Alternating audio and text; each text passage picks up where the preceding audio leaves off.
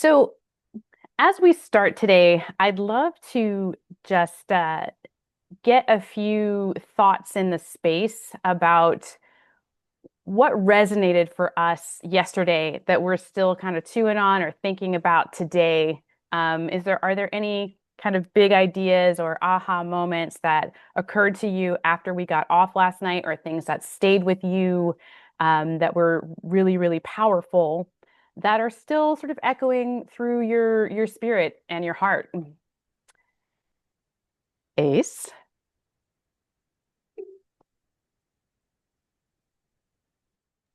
Feel like I'm the default first person, in a good way. Well, your name does start Um, with A. Yeah. yeah, I think the receiving was definitely something that I've been that's resonating and I've been keeping in my mind today and yesterday. Yeah. I feel like I've just been allowing more receptivity in my life. And that was your word, right? Yesterday when we talked about what we wanted more Um, of. I think it was Oh, reciprocity, reciprocity. Yeah, but reciprocity. yeah, Yep. that's part Yep. of it. Yeah. That's great. Yeah, the receiving piece is so interesting, right? It's not something that we can practice alone. It's something that we really have to be in relationship with each other to grow in that area and develop that muscle. Yeah, amazing. Lisa, are you with us to a place where you can share? If not, I can share. I just got back. What did I miss? Sorry. Yes, so we are sharing things that maybe hit you yesterday in a really resonant way that are still sort of echoing through your spiritual heart and body today, that we're coming in with from the amazing insights that we got from the speakers yesterday. Oh my gosh. For me personally, there was so much. I think so much validation with things that I've been processing during my, personal transition. Yep. And I just, after yesterday, number one, I was super excited for today. I had this kind of a level of calm. Like I didn't feel like I needed to go chill on the couch and throw on some mindless TV to like clear my Ooh, head with all the cobwebs that have been happening as of late. yeah. I just had this amazing calm. Super, super good. Not necessarily one thing. I'm looking at my notes. I loved the building a body for love, Yep. being devoted to curiosity every day, which kind of that's in my nature. But Yep. the building a body for love really stood out. So that was awesome. I agree. Like the devotion piece to me is a piece that's sticking out. And with the curiosity piece, to me, the curiosity is always the doorway into joy. And joy is where when we're in a space to allow that, that's when magnetism happens. That's when people come into our orbit. That's when opportunities show up, is when we are in full joy, emotionally, physically, all of it. So yeah, I appreciate that reflection deeply around the curiosity piece. It's that it's that sort of thing that we carry from childhood that is the tool that works throughout life. Spot on. Yeah. Absolutely spot on. One other little thing. So I was telling my assistant about this because she's in her late 20s and I was hoping she'd sign up for this. And she's like, I just didn't have time and whatever. And she said, how was it? And I said, oh my God, it was so amazing. I can't wait till tomorrow. And she goes, well, what were the good takeaways? And I'm like, what? Like, you want me to give you one or two good takeaways? And I'm like, doesn't work that way. Yeah. Like, no, there was so much. So, which I totally separate. I did not sign up for the replay, but I would like to sign up for the replay. So if you could address that and let us know what to do, that'd be awesome. Absolutely. I can do that right now, actually. Um, so the first thing that I want us to kind of think about as we're preparing for our speakers and our session today is when when you think about the conditions that you need to feel safe to reveal yourself, what are those conditions? So when you are meeting somebody new, when you're going out on a date, have you been able to identify three or four things that you need, like conditions that you need to be present in order to feel safe to reveal yourself? So I just want to give us a few minutes to maybe write on that, to journal on that a little bit, and then we'll come back and share what we thought of in that time. So I'm going to give us 3 minutes, and I will let you know when 3 minutes is done. So what are the conditions that you need, like three or four of them, to really feel safe to reveal yourself?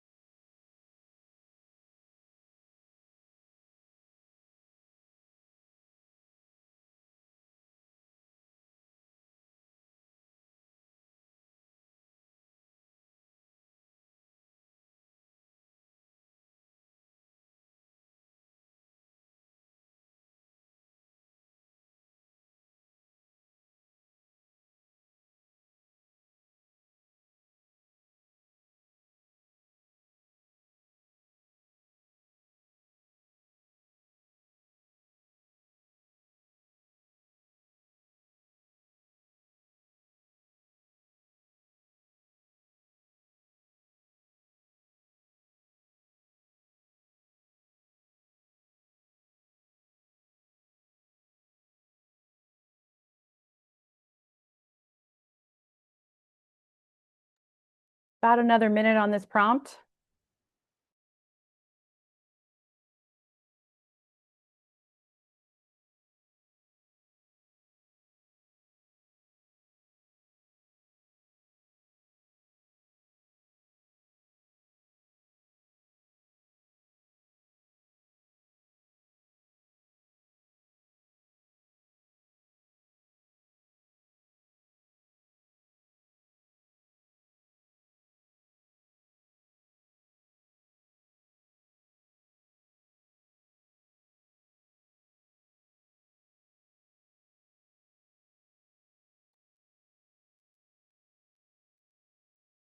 Okay, coming back.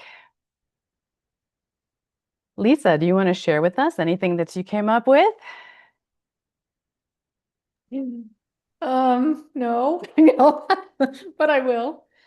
This was really difficult. And I It's still not feel something we even, think about that often, right? yeah. So Yeah. when you first said it, I'm like, oh, I've got this. This is easy. But then I realized for me, because I talk to people for a living in the wellness space and I'm pulling things out of them and I'm dealing with some really, you know what I do. So I deal with some really hard stuff in the health and wellness space. Yeah. I coach functional nutrition. Um, I'm always Are you deflecting are to you my still doing the client. hospice work, Lisa? I deal with terminal and rare cancer Yeah. still. Yeah. Yeah. Okay. Yeah. Yeah. Please go So ahead. yeah. I'm constantly focusing on somebody else, which means I can always deflect. So the very first thing that came to mind, and I don't know if it's a condition, but I need humor. I Amazing. I need an element of humor. I need that Yep. levity Hmm. because if I'm comfortable enough to laugh, then I'm comfortable enough with that person and not an awkward laugh, not, it has to be just a genuine humor. So that was one. Number two is there has to be communication with connection. Yep. So, once again, maybe not a condition, but I have to feel that connection in some way. And it may not be that I 100% connect with what they're saying, but that somewhere in my past or my environment, I can empathize or relate, and that kind of pulls me in. And then this came to me right before you called the time. I almost need somebody else to be vulnerable first because I've spent so much of my adult life and like from junior high on living in a very vulnerable state that it's so much easier to put up a wall. Yep. Yep. Yeah. Amazing. That's really insightful, Lisa. And I think it's important that we continue to ask ourselves these questions so that we can set ourselves up for success as we put ourselves in new situations with new people, understanding what we ourselves need in order to feel comfortable revealing ourselves and being transparent. Ace, what did you come up with? I came up with gratitude. Like if I notice somebody kind of, sometimes people kind of bulldoze in whenever you meet someone else and they kind of talk about probably the negativity of the day. Yeah. Yes. A lot of times if I hear somebody mention a thought of gratitude, I'm like, okay, that's a safe sign. Yeah. Yeah. Coming into a safe space here. So that's one. Definitely a willingness to understand. That's my puppy. Oh, no worries. No worries. We love puppies She's very here. talkative. We love puppies here. She's a Great Dane German Shepherd, so if she comes in, that's why I'm always bouncing Oh around. yeah, But she's very verbal. Yep. Yep. yeah, so definitely a willingness to understand. I've noticed when people are really listening, they ask questions, and Yes. that's something where I'm like, oh, Yep. cool, and affirmations. And again, empathy as well. Yeah. Wow. Really great work, Ace.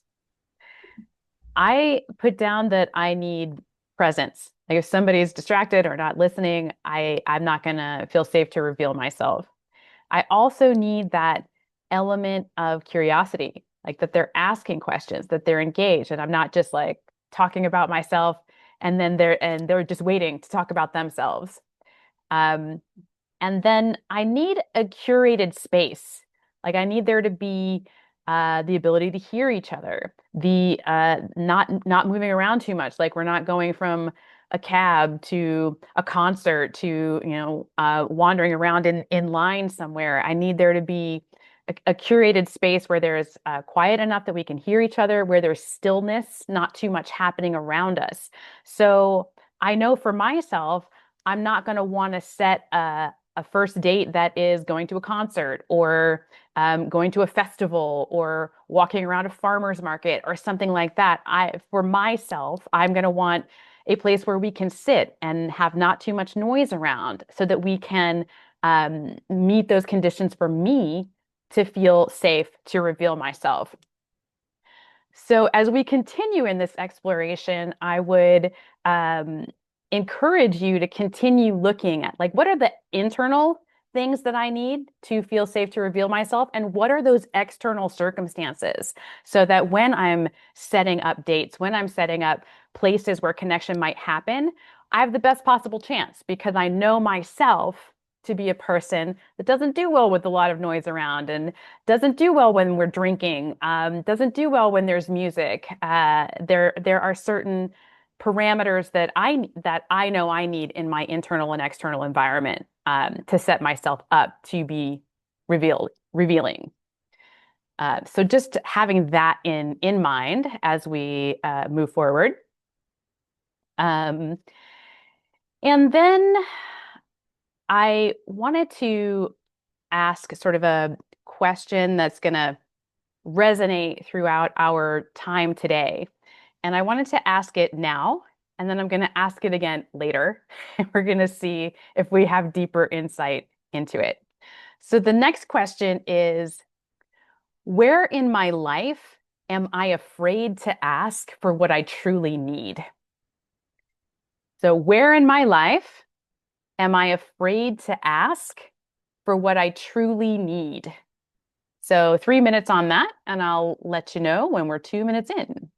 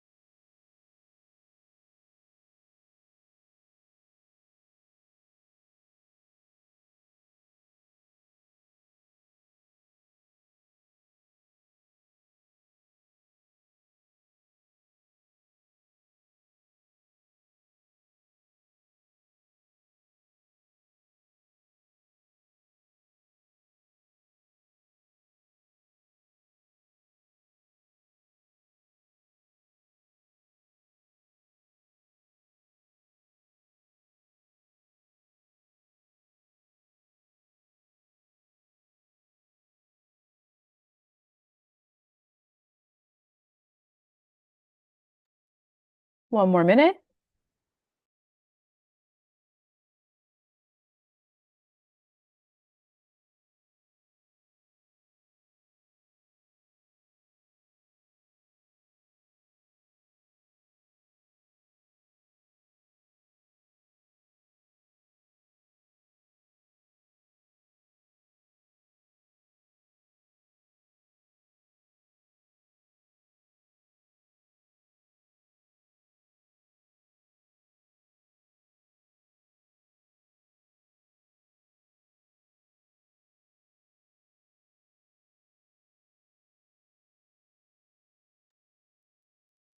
Okay.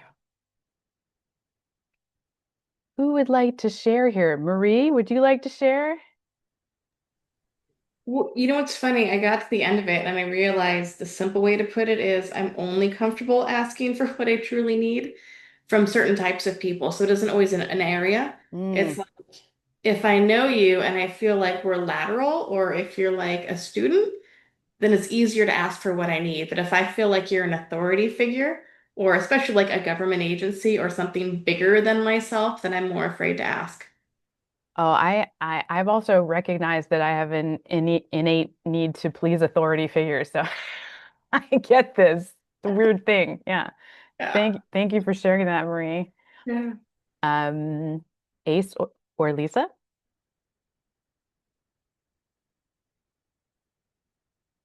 Yeah, go ahead, Ace. I was handing it off to Lisa, but okay. Oh, all right. Sure, thank you. Go ahead, Lisa. Um, so I put my marriage and but I'm getting to the point where I'm more comfortable asking what I need, which is I need to not be in it. Yep. Um, I'd say you crossed that line. Yep. I did. I did. Actually, this is totally separate, but this morning I texted my husband. He's been financially withholding and abusive. And this morning I just texted him a number and said, I need you to put this much money in the account. And it took so much strength to Yeah. be able to do it. And I knew the response was not going to be good, but I did it. So, and then, Proud of you, Lisa. Good and job. thank you. Thank you. It was huge. Um, and I think in that same realm, my extended family, like cousins are about my only extended family versus my friends, like my tribe and my support. It's taken me a long time to be the person that can ask for what they need or ask for support because I'm normally the person that everybody comes to for Hmm. that. But with my extended family, the vulnerability is a little bit different. And then the third one that I put was support in my business because I own my business and Mhm. I'm supposed to know all the things and be able to get all the things done. And that can be very challenging to be able to kind of just Absolutely. sit with Yeah. that and ask for what I need. Yeah. Yeah. Yeah. That's amazing work, Lisa. Thank you. Yeah, really strong. Ace.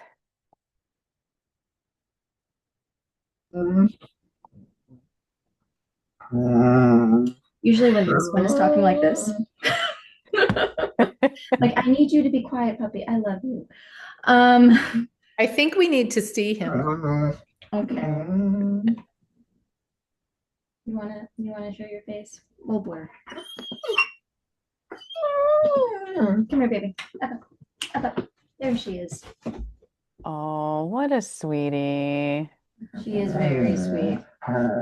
Also feel like my dog is acting very weird right now too. I'm not sure what's going on. It's obviously like this transformational kind of energy in the space that the dogs are tuning into.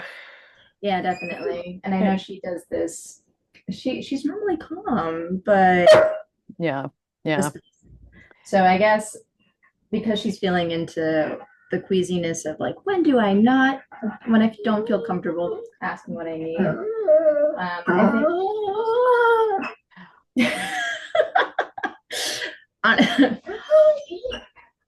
All right. So it's usually certain types of people as well. Interesting. Mainly when Yeah. they're sensitive. Like I feel like if somebody is really sensitive and I make them feel uncomfortable, there is a little bit of a nervousness Yeah. or that fear that I will make them uncomfortable when I ask what I need and Yeah. therefore lash out. Like it's an interesting, I Yeah, guess. like you have this pre-conversation where you're like, if I say this, they're going to say this, and I don't want that, so I'm not going to say it. And you didn't give them the chance to respond or not respond in that way. Yeah. Yeah. Interesting. Anything else, Ace, that you want to share?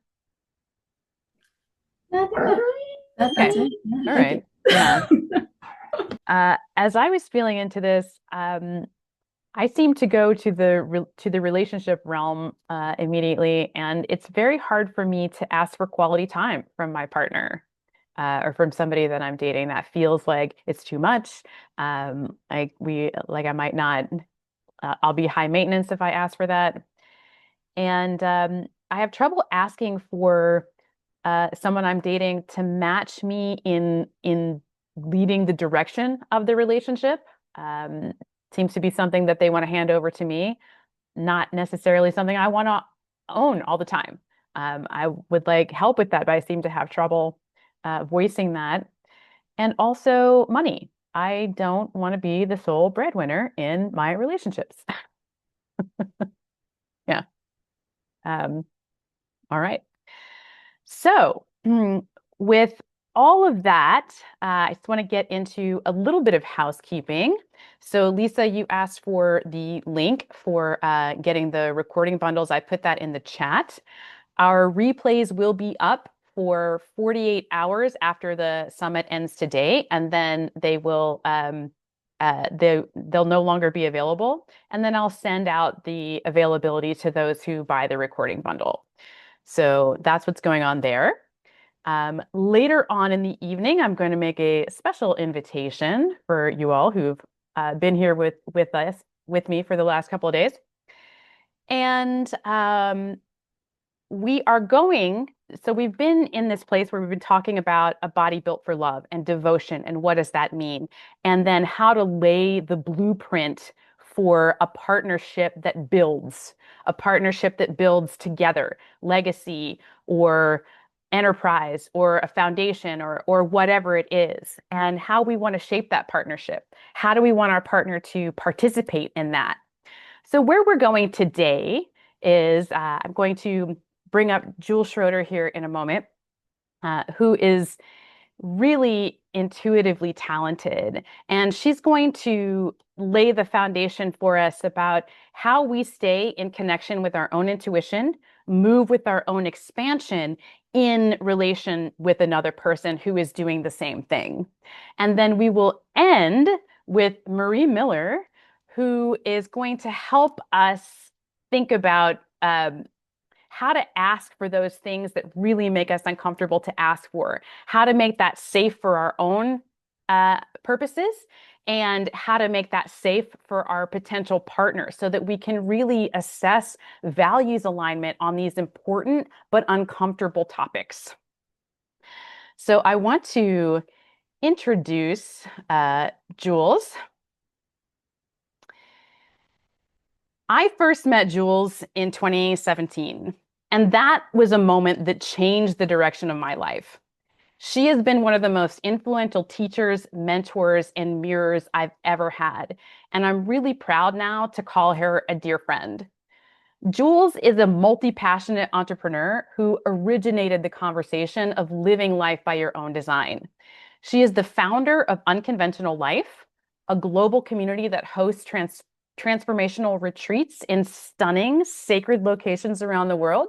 Just last month, Unconventional Life went to the magical, spiritually potent lands of Peru, and that actually marked my 10th retreat with Jules. Since we met, I've followed her across 6 continents, and every time I'm reminded of the kind of rare leadership that she carries. Jules doesn't lead by instruction. She leads by example. She is fiercely committed to honoring her intuitive wisdom, designing her life to flow in real time with cosmic guidance. Over and over, I've watched her make bold, unconventional moves without having any idea where they're going to lead. Even when it's scary, even when everyone in her life tells her it's a terrible idea, even when it makes no logical sense, she leaps because she's playing a far bigger game than logic. And because of her, I'm learning to leap. So her mentorship has helped me take bigger risks in service of my mission to stand for conversations in the world that matter deeply to me. So as a coach, Jules blends the practical and the ethereal. She's a visionary who's also grounded in action, and she's deeply devoted to a world where each of us gets to become the largest, truest expression of who we really are. So here's the question. How do we hold all of that inside of a relationship? How do we make space for our expansion and our partners? What does it look like to design love with just as much intention as we design our lives? So it is my deepest honor to introduce a woman who's changed my life in so many ways. Please welcome to the Love Lab stage, Jules Schroeder. Elizabeth, what an introduction. I gotta take you everywhere, my hype woman. It's so good to be here. Can we just give Elizabeth some love in the chat for hosting the first ever Love Lab Summit? Just put some love in the chat for her because I know what it takes personally to host experiences like this and to be a stan that we get to be here in this very first inaugural conversation. I am so honored and equally humbled by the work that you do, and it's great to be here. Thanks so much, Jules. So as we look at this conversation, I think one of the things, to look at is even the frames of how we grew up in relationship. So for me, I grew up the oldest of 5. My dad was born in Miami. His mother was full-blooded Puerto Rican. She cleaned houses. She spoke only Spanish. There were 6 of them living in a Miami high-rise. And I grew up, as the oldest of 5. There's no freedom without economic freedom. It was times of struggle, scarcity, do whatever you can to make by. And at the same time, it was love. It was your word is your bond. When you pitch in, it's like blood is thicker than water. Like at the end of the day, family has got your back. And I share that as an upbringing because I really believe when we look at the models of how we view love and also how we receive love and how we give love, they're rooted in our foundations. They're rooted in our upbringing. We're not defined by them, but they give us context. And I think the more awareness, and I will hold the assumption that if you're in this conversation, you've had some awareness of your past and how it impacts your present and therefore dictates your future. I will hold that as an assumption. If that's true for you, just put yes in the chat. That context and knowing where you've been help defines who you are and where you're going. And for me, I looked at this multi-passionate self. I didn't want to go into a corporate job of one of 12 career paths. I started my first 6-figure company at 18, 7-figure company at 22, and then at 24, I lost it all. A business partner embezzled a bunch of money, and I saw the other side of business. And it took looking at my relationship to success, and primarily my relationship to love of my dad and that relationship, for me to finally unlock this thing about love. I find a lot of women, and let me know if this is true for you, oftentimes we can really excel in our professional lives, but when it comes to our personal lives, we can feel hindered. We can feel thwarted. Put yes in the chat if that's you. We feel like we can't get the result. And that was true for me as well. And what I hadn't realized at 24, one of the biggest gifts I got of going through the embezzlement, is a lot of my success was actually coming from a result of trying to prove myself, for myself. There's no freedom without economic freedom. Well, damn it, I'm going to be free. That the choices that I was making, the models that I was following became unconscious. And even though, if you had asked me, I would say that I wasn't defined by them, they were still deep in my wiring. And I remember I would go relationship after relationship and very much like would feel like I needed to be the star of the show. I would have these incredible men who would emotionally support me. And frankly, after time, I would feel bored. I would feel like I wasn't getting to where I wanted. Then on the flip side, I dated a guy who was like super business savvy, and then he was unavailable and he wasn't present. And I was like, well, this sucks. If we're not having sex and you're not available to spend time with me, then what's the point of our relationship? It's like, I don't get it. So I had these extremes of relationships. And it took me, ended up having a near-death experience in 2015, a wakeboarding accident that ultimately restructured how I built unconventional life with this out-of-body conversation that was, Jules, you have more work to do. Do you want to do it? That it was the first time that I looked at there could be a different model. And I think that's one of the coolest things about what you're proposing here, Elizabeth, is the possibility of a different model. I find there are these three domains that we live in. There's this predictable domain, what we know, we know. For most of us, if we know how to, do online dating or meet people, we know what those results are going to be. There's the realm of the possible. It's what you hope for. Best case scenario, goal setting. Maybe if I do like 10 dates, one of them is going to work out. And then there's the domain that my work comes in. And, the domain of where I really believe this, Love Lab exists is a domain of potentiality. It's what we don't know that we don't know. And I call that the field of miracles. It's where A plus B will equal a toaster. And it's often where the miraculous happens, but you won't know it until after the fact. Now, a lot of times, especially if we're really defined in living and especially really practiced, right? I was really practiced before the embezzlement, before my near-death experience in the realm of the linear and even in the realm of the possible, to surrender the control, to be in a collaboration with life. That was edgy. To be like, I'm just going to let out the reins and just hope for the best.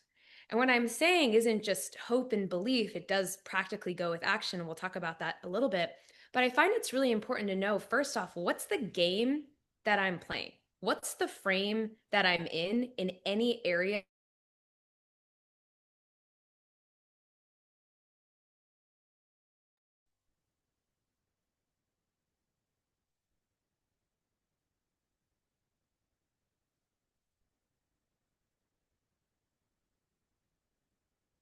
Awareness to a new conversation.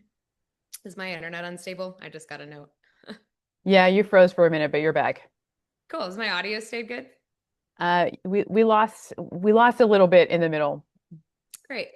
Well, if you really knew me, you would know I just moved into an apartment in Nashville, and this couch that I'm sitting on is the only thing in this apartment, and the internet is, getting worked out. So hopefully we'll be good. Feel free to pause me if we need to.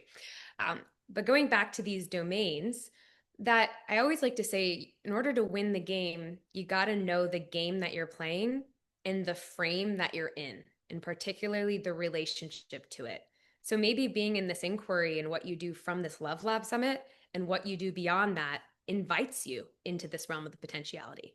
It invites you to say, you know what? I just know that I'm going to step into a new house.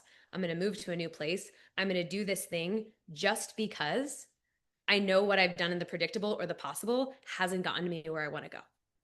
That courage, first and foremost, to have the awareness to say, I got to try something different, to say, what do I not know that I do not know about getting the result that I want to have? And how can I believe in the potentiality? And I call it that 51%, not even the 100% wholehearted, yes, I believe I'm going to have the love of my life or whatever value of relationship that you want, but that 51%, well, if maybe if, well, maybe yes. Well, wow, maybe I'm going to have this miraculous turnaround in my marriage, or wow, maybe this, a gorgeous man or woman is going to walk in. The vulnerability, in my own experience, of holding the maybe 51, for a lot of us, we can't even enter that conversation because we've been let down. We have so much resentment. We have fear. We've had mountains of evidence of how it hasn't worked out before. And our stories and our identities oftentimes can be defined. That's been true for you. Put yes in the chat. You're defined by the truth of what you've experienced. And for a lot of us, we're validated. It hurts. Shit has sucked. We have been wronged. Like, there is no discounting that truth. However, in the domain of the potential, in the domain of the miraculous, it says, can you just hold all of that to be true and hold the truth? But what if?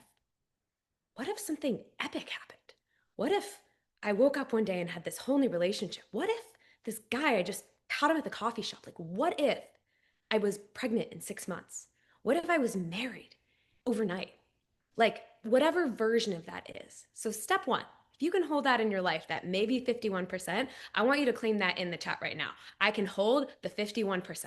Because that is my opinion. That is the buy in into the domain of potentiality. If you can say, I can hold the 51%, you are in the domain of potentiality. You have exited the potential bus, you've exited the linear bus, and now we are in the nonlinear.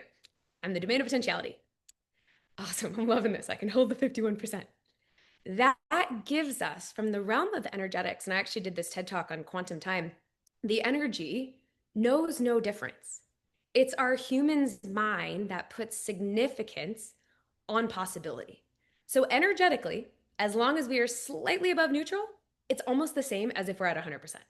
Now, you can compound 51 to 52 to 60, but if you can consistently hold 51, you will outwin the game than if you can hold 100%.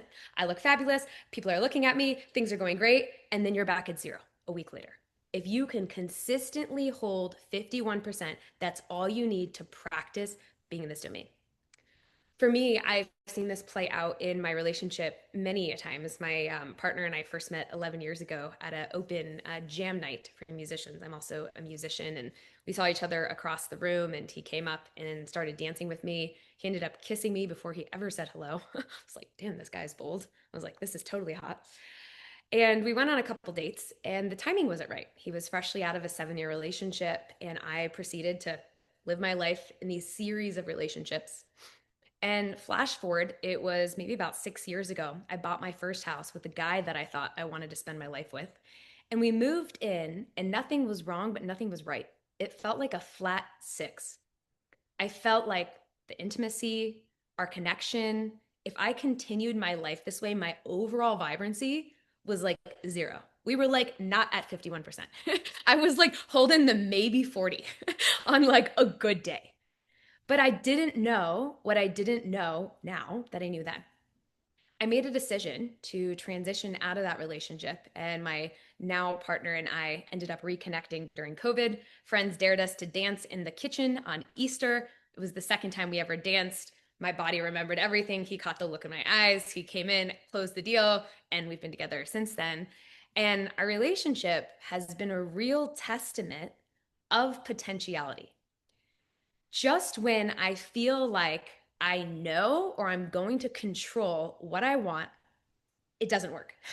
And not only does it not work, it backfires. Anyone ever had that? You've tried to control your outcome in dating. I'm seeing some head nods, and what you want, especially for these us as really successful, women and men. We're used to being able to dominate the domains of the predictable or possible. We know how to play the game. We know the rules of the game. It's pretty easy. We know how to practice the game. The realm of the potential plays by no rules. It plays in the realm of intention and energy. And I really hold this formula called I am. It's my intention plus my attention equals my manifestation. That which I desire and keep my attention on, just 51%, holding the 51%, will inevitably come to fruition. I am. my divine right, that which I intend and keep my attention on, will inevitably come to fruition. It will inevitably manifest. For most of us, we have an intention, and put some of your intentions in the chat right now. What's an intention that you're holding, either in your current relationship or one that you're holding in the realm of dating? Is an intention like, I want to have this like sexy hot experience? Is it with my marriage or with my partner? Is it I want to just meet somebody who gives me the butterflies on a date? Like, what's one intention that you're holding? Just throw that in the chat. Most of the time, we don't have trouble creating intention, but when we think about intention, we struggle in keeping our attention on it. We're like, but I don't know if that'll happen. Oh, I don't know. I don't feel great. Oh, God, those lines on my wrinkles. Oh, I don't know. I'm not as hot as I used to be. Whatever our version is, right? Whatever it might be. We get knocked down. Life happens. And I find if we live and die by our emotional state, in my opinion, we're screwed. So I like to look at it is how do I create structures for fulfillment so I can consistently keep my attention on my intention, right? I'm just looking at some of these in the chat right now. Lisa, it's beautiful. I want to be loved fully. Elizabeth, I want to meet my epic life partner. Yeah, what are some intentions that you have? So what I found through my work, and it could be one, it could literally be like, I want a hot date night. It could be whatever it might be. I want to feel claimed. I want to feel committed. That was actually a premise that I had before I got in this relationship. And so after I left the guy that was a solid 6, I found myself in a celibacy period. And I looked at my life, and if I had told the truth on myself, I had had a series of 1 to 3 year relationships that were frankly really safe and nothing that felt like an 8, a 9, or a 10. Said another way, I didn't feel alive in any of those relationships. So naturally, they completed. The irony is, I said I wanted a really masculine man because I had a really strong personality. And man, be careful what you ask for because I got him and I almost lost him many times because, again, here's this relationship rooted in the domain of potentiality, what we don't know that we don't know. And my strategy to earn love, get love, feel love, receive love was still rooted in the domain of the predictable and possible. I'm going to control him into loving me and moving our relationship further. I'm going to control him into having a baby. I'm going to tell him all of my provings of why. And what I had to learn is the realm of receiving. And particularly the domain of potentiality has different sets of rules. And in the domain of potentiality, it works on energy. It works in magnetism. The key to magnetism is aliveness. And think about, anytime you're in your life and you feel like you have an epic day and you're walking around the street or whatever it might be, and people are looking at you and someone's like, you want a free coffee? And they're like, let me open the door for you. Life seems to conspire with momentum in your favor. So how do we do that? On demand. Particularly, how do we do that in our relationships? On demand. That magnetism, I find, is the same way. And so when I started looking at myself as an independent person and himself as an independent person, instead of looking at how do we become interdependent or move away from codependent, and I think that's a lot of models we have learned. My parents were very codependent. I was like, I don't want that. I've watched other relationships be very independent. I'm like, are they even together? Do they even sleep in the same bed? Do they kiss? I don't want that. It's like, how do I look at a new model of interdependency, but beyond interdependency? That doesn't just say my independent self and your independent self make an interdependent self. It starts to look at us as one unit. And I like to call it the third pole. So if there's me, there's him, there's this third pole. The third pole is where we live in. It is our domain. And if we treat our third domain like the domain of potentiality, then both of us, the best we can do on any given day is deposit into what we can deposit, mutually fill our love tanks when it's available, and practice the tools within that domain such that we have an unshakable relationship. From the time we met in COVID, we've gone on to create over $25 million in real estate assets together, which I'd never done real estate previously. Not only that, we have navigated several different moves independently, navigated coming into children, we've navigated miscarriage, we've navigated all different kinds of stuff and stuck through those things, and not only stuck through those things, excelled in those things because the context for how we related to ourselves first and then related to our shared space second dictated an extraordinary context. And so I find that if you're so focused, in my own opinion, on the relationship where previously I would double down on my efforts to win love or double down, it became, if I'm magnetic and depositing into my aliveness, that actually has him response. And if you even think about, a friend of mine said this example, the concept of fertilization of a baby. You've got an egg that releases from the ovaries and all the sperm like swim to the egg. First, before the sperm swim, the egg is magnetic. The egg puts on this little light that's like, ding, I'm available. Ding, I'm available. The domain of potentiality for women in relationship, ding, I'm available, by turning on the energy of the 51%. I don't know, but what if we went out for dinner this weekend? I don't know. What if he gave me a jewelry? I don't know. What if he gave me a diamond? I don't know. I don't know. I don't know. Whatever it is for you. Rather than, damn it, he didn't do that. Wow, this sucks. I'm never going to be chosen. This guy's a piece of whatever, like, which was a previous tape and might be a tape that you're running. Holding that 51% dings the egg. Hope this isn't too graphic of a example for us to keep rolling with here. Marie, we're going to you next. So, dings the egg. I'm turned on, the light's on. And it does. And there's a reason why biologically all of the sperm may the best one win. I find, Mel Robbins, for those of you that know her, she wrote this book called Let Them. Let them disqualify themselves. Let them go through what they're going through. Let them ghost you. Let them, without chasing them, because as a magnetic whole self, you're good no matter what. And not good like ignore them, disconnect, but the magnetism, she knows, like, our greatest power. There's a reason why Dalai Lama said the Western woman will change the world. Our greatest power is in our well of magnetism. It's in our well of feminine. It's in our well to be able to ding. And we can do this in money. We can do this in business. We can do this in love. We can do this in relationship through that 51%. And so practicing that and keeping our attention on that, in my opinion, is the key. And from that, so many different things have gone. But I'm going to pause there for a moment, Elizabeth, and just kind of check in with you. I don't know how long I've been talking for, but just want to, see where you keep going in this conversation. Yeah. I get curious to ask the question of where can we identify that, like, what is holding us back from our 51%? What in our lives is holding us back from our 51%? And I think in love, for example, there are a lot of people around me talking in my ears about, like, men are garbage. All the good ones are taken. They're all immature.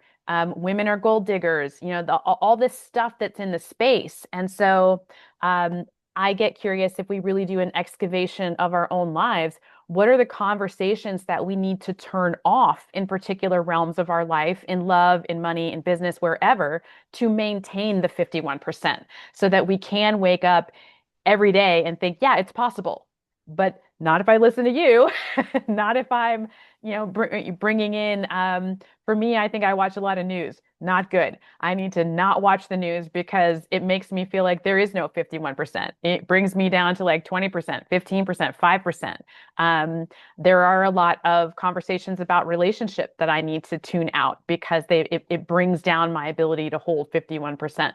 So that's where I'm going when I'm thinking about what you're talking about. Yeah, I love that. The 51% frame, the domain of the potentiality, is unconventional. It is not the norm. You might take this conversation here and go, hey, babe, or hey, friend, let's just hold the 51%. And someone in your life goes, no, I've got all the evidence of why. And I actually find, and there's nothing wrong with them. And, some of my work, I call it the network of conversations we live in. There's the conversations we have to ourselves. There's the conversations we have to other people. And then there's the conversations that other people have when we're not in the room. And then if you even look at the fourth layer, it's just the conversations that are existing in the world around you. Oftentimes, right? Let's say we can get up the courage to master the conversations with I'm having with myself. I feel inspired off the Love Love Summit. I'm going to continue the work. I'm going to master the 51%. Yes, I'm waking up tomorrow. It's going to be a great day. And then we get into the next domain. Think about these networks of conversations, like rings of the solar system. We get into the next domain. We talk to our friend. We go to get coffee. We hear the baristas. We tell them about our optimism, and they instantly shut us down. In that moment is where keeping our attention on our awareness matters so much. And for some of us, we have to be radically responsible for what we allow into our life because we are the byproduct of our networks of conversations. Think about it. Even in the domain of money, if people around you tell you there's no money, there's no money. If people around you are always struggling, there's always struggle.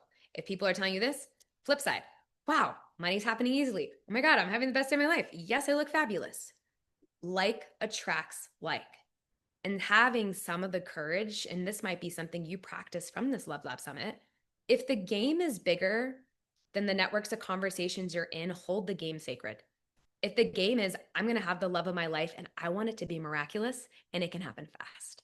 Whatever the thing is that I'm holding, it could happen like that because in potentiality, it can. Think about if you've ever had like a check just show up in your mailbox. Think about if someone reached out to you and said you'd be perfect. I just like got to sing at TEDx in LA, like randomly. It was like someone heard me before and the next day, like domain of potentiality. We've had experiences of the potentiality, but when it comes to love, we don't hold the same boundaries for ourselves. We don't hold this intimate potential baby of potentiality sacred. And for some of us, that might be cleaning up the work and saying, you know what, I got that for you. And over here, I see it different. Doesn't even have to mean that you're telling everyone, I'm finding the love of my life. It's going to happen in 6 months. Like, I don't have to do that either. But it's also just saying, when you're incubating something so precious, so sacred, keep it close. Keep it for you. Let it be yours. And let them come to you and go, wow, what's up with her? Oh, something new is happening in her life. Wow, she looks fabulous. Wow, do you see the way her man's showing up? Oh, do you see the way guys are showing up? Not because you're doing it, but you're being it. And so, Elizabeth, I think that's a great frame to be radically responsible within how we unsubscribe to conversations. And ultimately, the conversations we do want to have, we can infiltrate them with ourselves, with others, and then you watch the whole world transform, your world transform around you.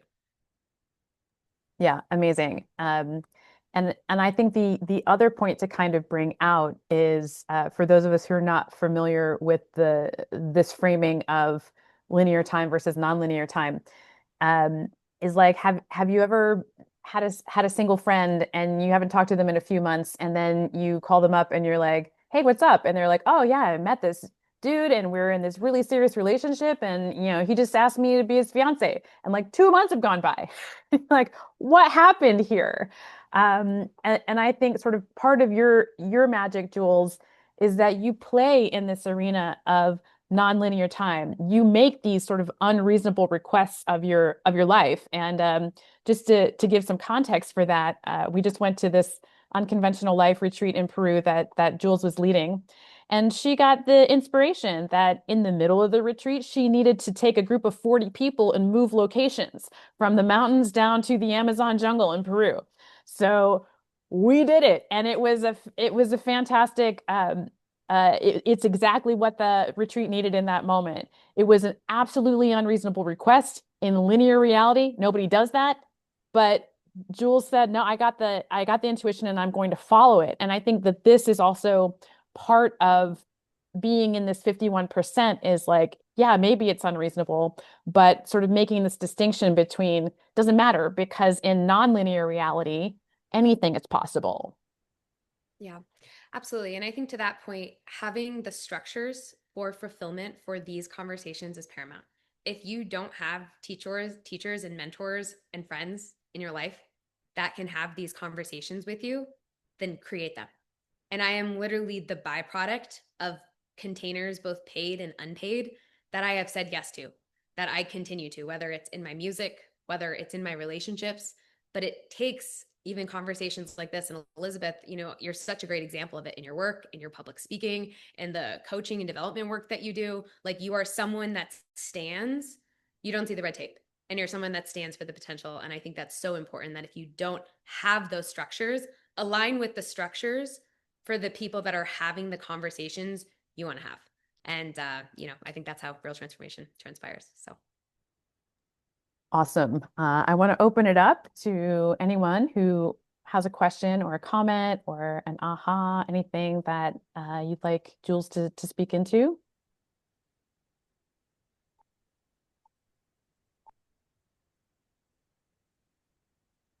And I don't know how much time we'll have left, Elizabeth, but I would love to take everyone into a 3 to 5 minute kind of activation if we have some time. So whether that is now or We after. definitely have some time. So let's do it. Okay. Awesome. Well, I would love, yeah, as we kind of transpire here, Elizabeth, I'm going to put some background music on and just you're going to let me know if this translates over here. So give me 1 second. Okay.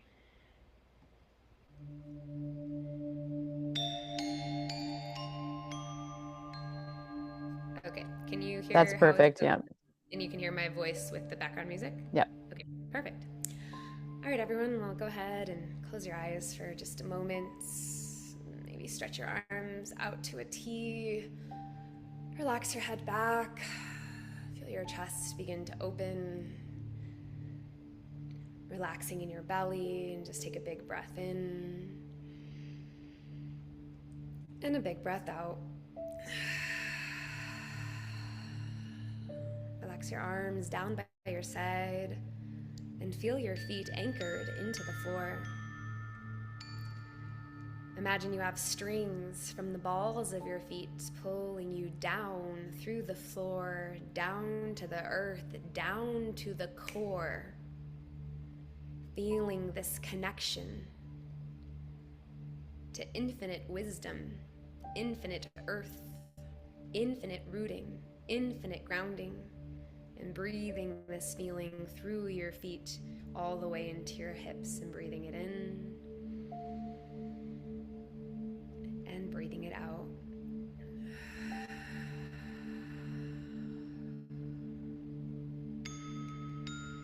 Feeling above the crown of your head, open space through your heart, spaciousness around you, maybe imagining the color gold or the color pink.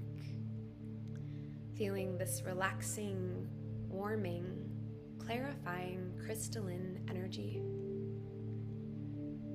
And connecting the base of your spine up through the crown of your head, out into this energetic field around you.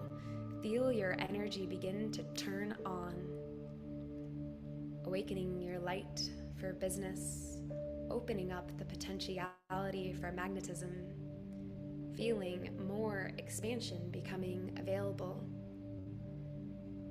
allowing your connection to this energy to become online and taking a breath in and a breath out.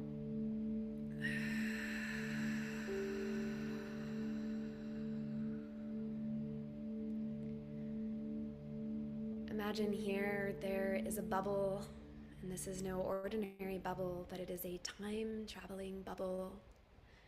And whether you see this like clear glass, or maybe it's got a color, I want you to see that the bubble has a door. And I want you to open the door to this bubble, go ahead and step into the time-traveling bubble, close the door behind you, and feel this bubble begin to take flight. Feel this bubble rising high as you see yourself sitting on the seat in this moment, on the summit, going up higher and higher. Feel your vibration lifting as this bubble is taking you through the end of today, this week, into the summer, past August, the turning of fall, Thanksgiving, Christmas. And there you are just after New Year's Eve. Feel yourself coming into the start of the year. Feel this bubble descend down into this beautiful scene and feel yourself wake up in the most luxurious bed. You take a moment to see where you are, looking out the window. Is this a place that you know? Or have you landed somewhere entirely new? Notice that in the sheets, there's this soft, luxurious texture, and you've got this gorgeous human being to your right. They're still sleeping, and you take a moment to look in this room, and you feel aliveness just by looking at them. Electricity in your body, electricity in your face. The house is so still and quiet, and you look around this room with the sense of arrival. I am here.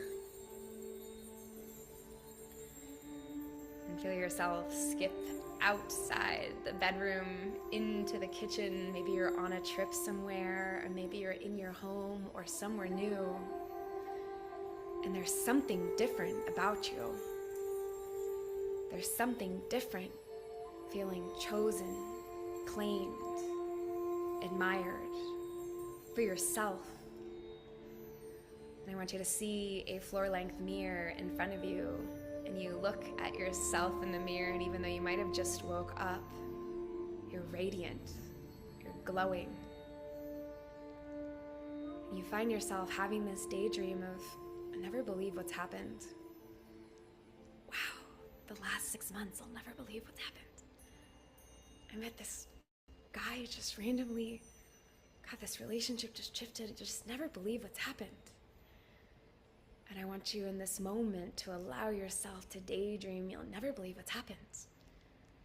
I was out at a restaurant and this guy just gave me a receipt with his number, and now he's in my bed and we're in Bali. I'll never believe what's happened. And without effort or energy, holding this never believe what's happened energy. And allowing yourself to say what there is to say to yourself here. Honoring the woman that is you. Connected to the wisdom of where you've been. The pride, the honor, the dignity that you kept going. That you held the 51%. And feeling your heart opening up in this moment, energy attracting into your heart as your vibration lifts with dignity, with right. It is in my opening that I begin to understand and receive all of the magnitude that is available for me. The love that I desire expands beyond what I know. When I open up to greater intelligence, I can receive the divine flow. To be claimed and chosen and admired in ways that I've never seen. To love beyond what I can dream. To step into the life, the white gown, lasting eternity, what echoes our world sound. Feeling the shake and the quake of the movement together that we make, the belief that is here when we open up to truth, love,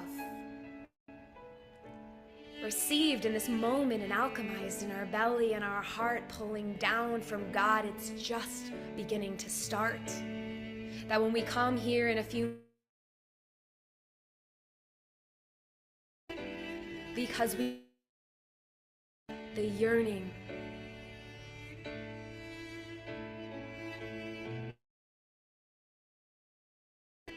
that as a woman of courage I can hold might, because what I know and what I feel I'm not forgotten, and my dreams are here for me, and they are here for me to receive. Feeling these few moments quietly with yourself as you receive the anchoring here fully in this moment.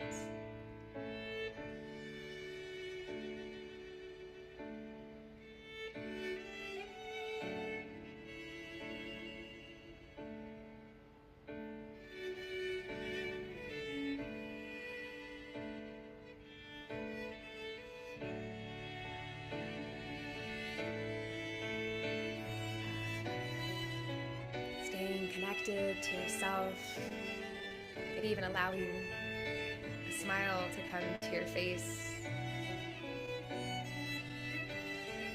Of what if, and never believe what's happened.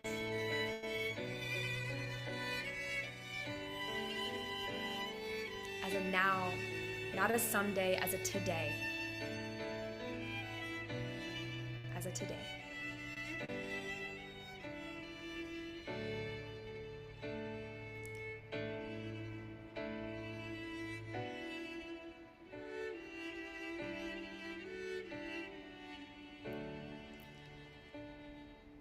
Taking a moment here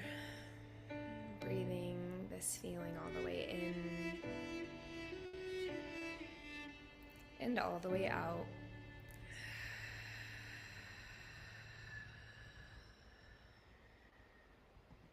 And as you're coming back into this moment, seeing that bubble once again, giving gratitude for yourself and where you've been, clocking anything here that there is to clock. And as you're ready, step back into the bubble, close the door behind you, and begin once again to take flight, coming back in time from this moment, this yummy scene, back through the holidays, Thanksgiving, the fall, the summer, yesterday, into today.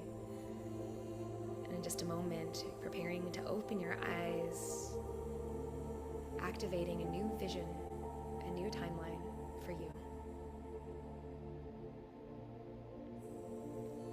And taking one more breath in and one more breath out. And slowly, in your own time, as you're ready, open your eyes.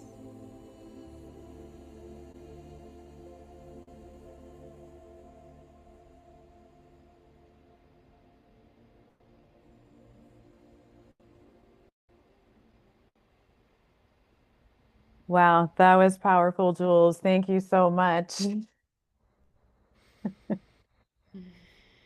Mm. Welcome back.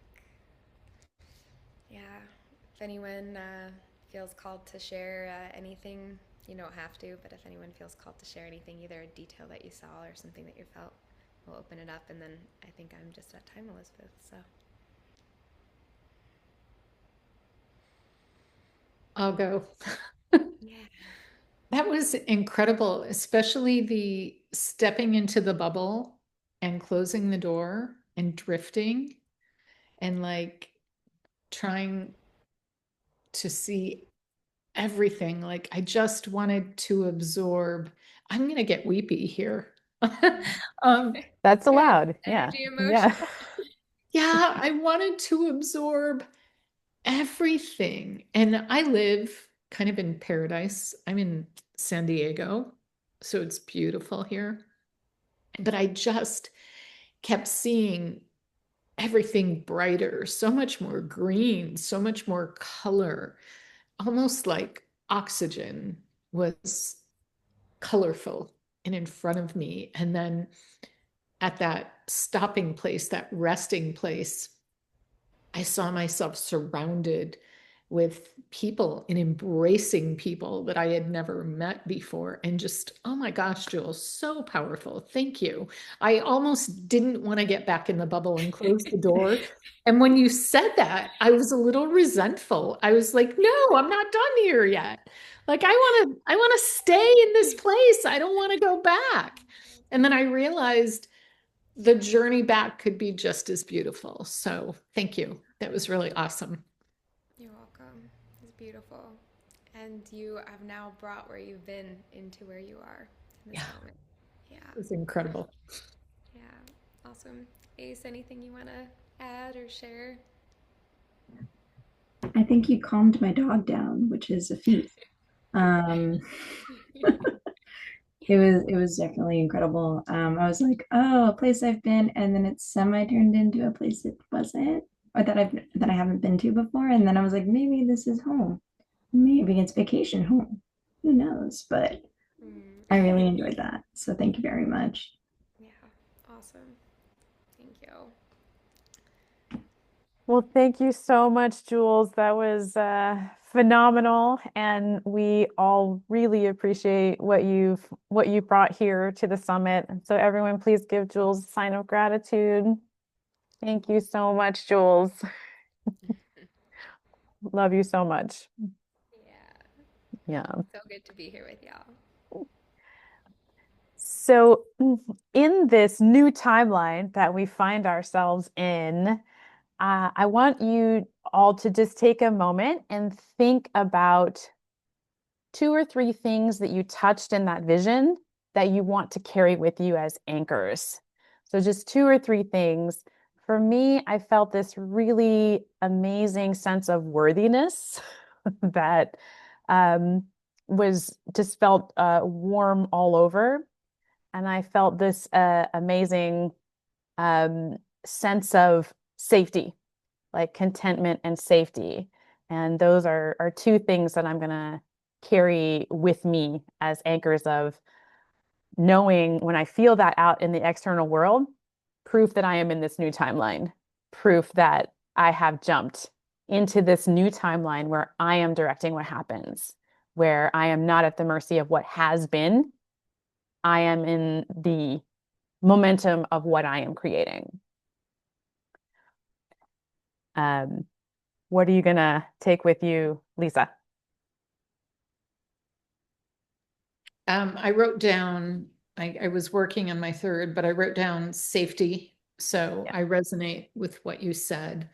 Just the knowledge that when things don't feel super safe right now, I can create that safety. And then the other was exploration. And Yeah. not just, I love to explore, I love to meet new people, I love to see things, but being able to do that solo with confidence and knowing that I can step into that power and I can step into that delusion, because being delusional is super powerful in manifestation. Mm. And having that intention and having that that ability to believe and to be delusional and to explore freely, uninhibitedly, and with confidence and safety. So I love that, Lisa. And I believe that language matters. So can we tweak delusional to be unreasonable? yeah, I like that. Okay. Yeah. Yeah. I Yeah. love the term delusion though. I think we actually should be delusional in many ways, not in the context that we all think, oh, they're delusional, but delusional in a way that you step out of your space, because the illusion of delusion can be super, super powerful. Mm-hmm. Really, Mm-hmm. really super powerful. That word doesn't scare me like it used to. Mm. I think that's because of the manifestation work that I started doing. But yeah, Beautiful. Yeah. yeah. Yeah. Ace, how about you? What are you taking with you to your new Um, timeline?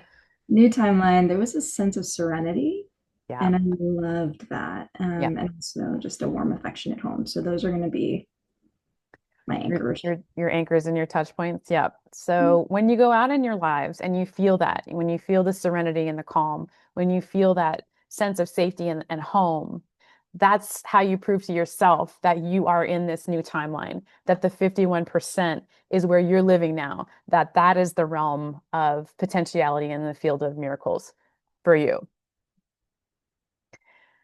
So I'm going to share now a special invitation um, to be a part of this love lab that I am creating. This is a structure for fulfillment. This is a way that you can stay in the 51% as you are crafting this vision of love that you want to have for yourself and anchoring in this timeline of my intention plus my attention equals anything I want it to be. When I am in this field of miracles, anything is possible. I know that as I was creating this summit, if I did not have structure for fulfillment, I was going to be at the whim of my emotion, like waking up every day and being like, oh, I just don't know if it's going to happen or if I can do it. But having that structure for fulfillment, being having a Jules as a mentor and a coach, that's the only way I got it done. If I'm at my whim, God knows on a day-to-day basis. That's why having structures for fulfillment, accountability, someone who's rooting for you and holding the vision with you is essential for moving forward. So that is my offer today, is the Love Lab program. So when we did this timeline exercise of what do you see in your future, if you can touch that relationship, what did the feeling of that person leave in you? What was their energy like? What smell did they have? What was the sound of their voice? What did it feel like to be close enough to feel the rise and fall of their chest, hear their heart beat? That's what we're looking for. So I've created a 12-week program in which there will be a weekly live coaching call. And we are going to look at these 6 realms of transformation that I have identified for getting what we want out of love, for moving forward in this transformation to be better and different in the way that we date. So we will have experts come into, I will bring in experts to come into the Love Lab who will touch on these 6 topic areas during the course of the 12 weeks, similar to the style of this seminar. I'll bring in experts to touch on these areas. And the style of it being a lab is really important to me. It's sort of the DNA of the whole idea, is that you get to practice. You get to be the scientist in your own experiment. You get to design that experiment. You get to create hypotheses about, if I do this, what happens? If I don't do this, what happens? How can I be different than I've been? And what is the result of that going to be? You can get in and be messy and be imperfect and build those muscles so that when you come across that energy in real life, that energy of home, that energy of serenity, that energy of worthiness, when it passes by you and you recognize it, say, that is mine, you will have the skills to capitalize on that moment, to grab onto it and make the most of it. And you're not going to let that opportunity go by. So if this is something that you're feeling in alignment with, this is the first cohort that I've run. So I'm offering a founding member's price of $777 as a one-time payment for this 3 months, for our 12 weeks, or 3 monthly payments of $277. So if that is something that you're feeling in alignment with, you can go ahead and register. If you want to talk it through with me first, you can book a call. We can get on the phone for 15, 20 minutes, talk it out, see if it's the right time or not the right time. So I will put the link in the chat here to make sure that you all have access to this.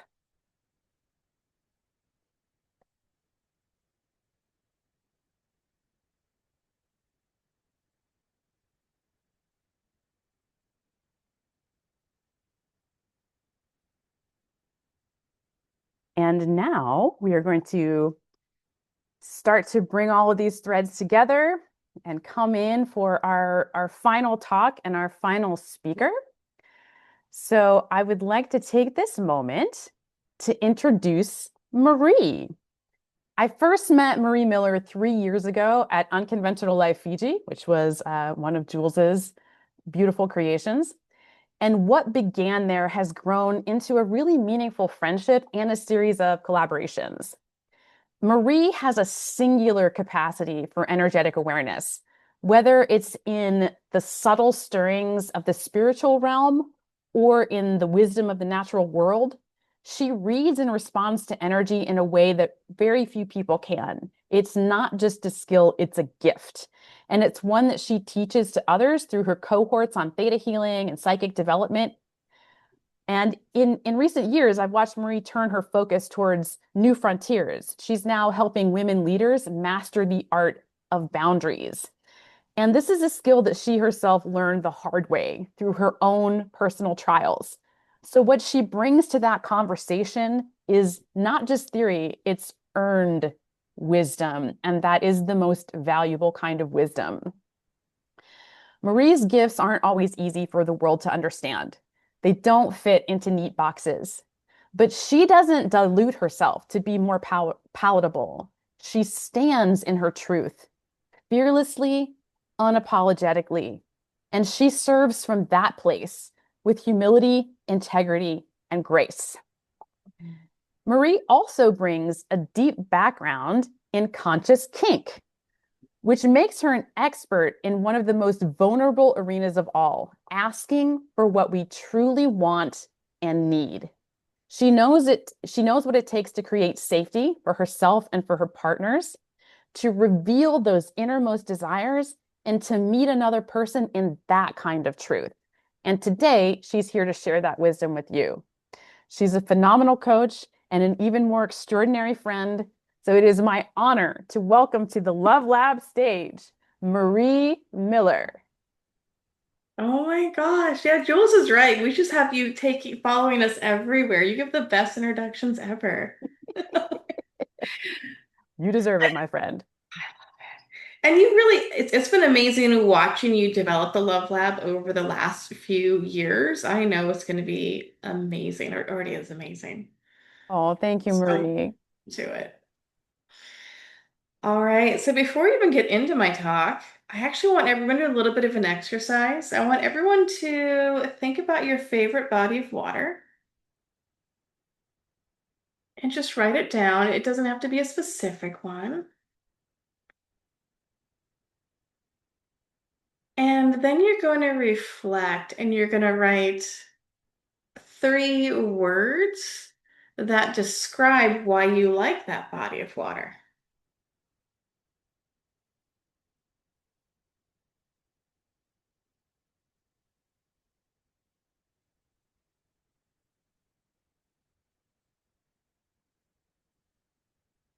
And then we'll come back to that later. Does everybody have their 3 words, or do you need a minute? Okay, cool.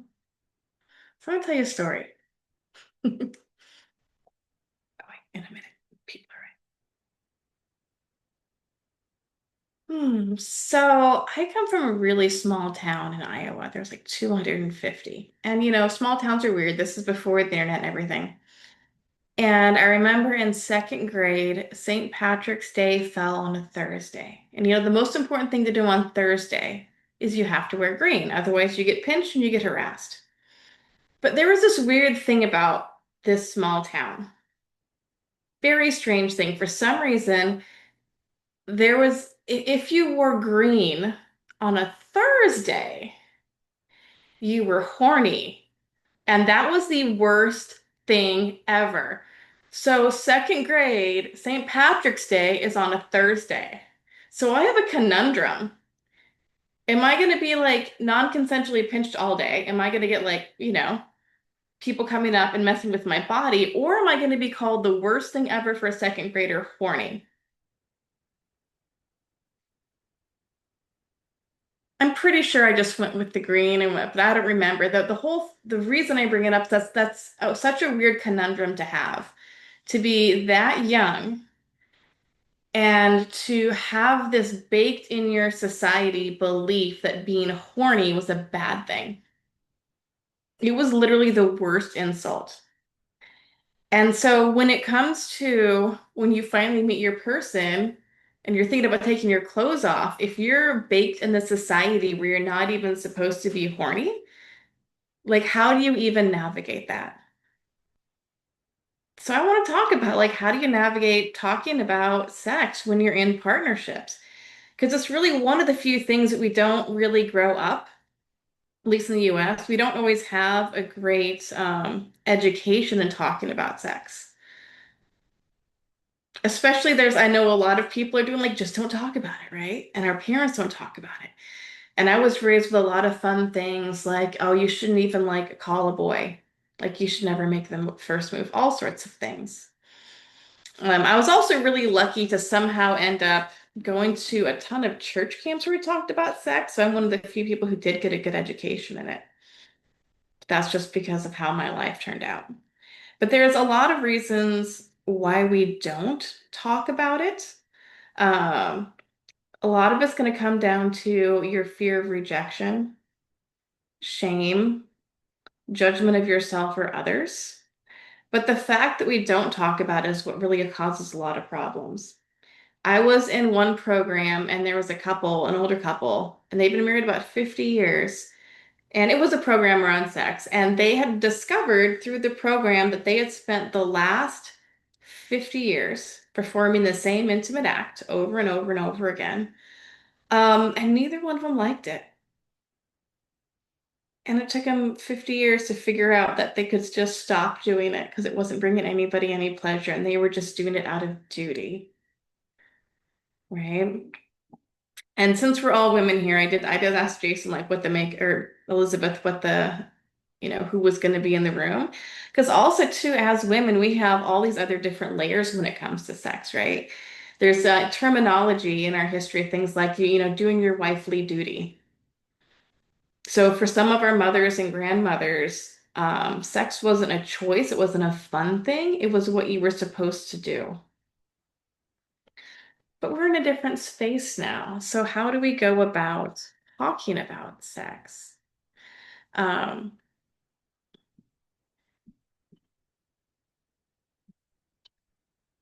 so when it comes to,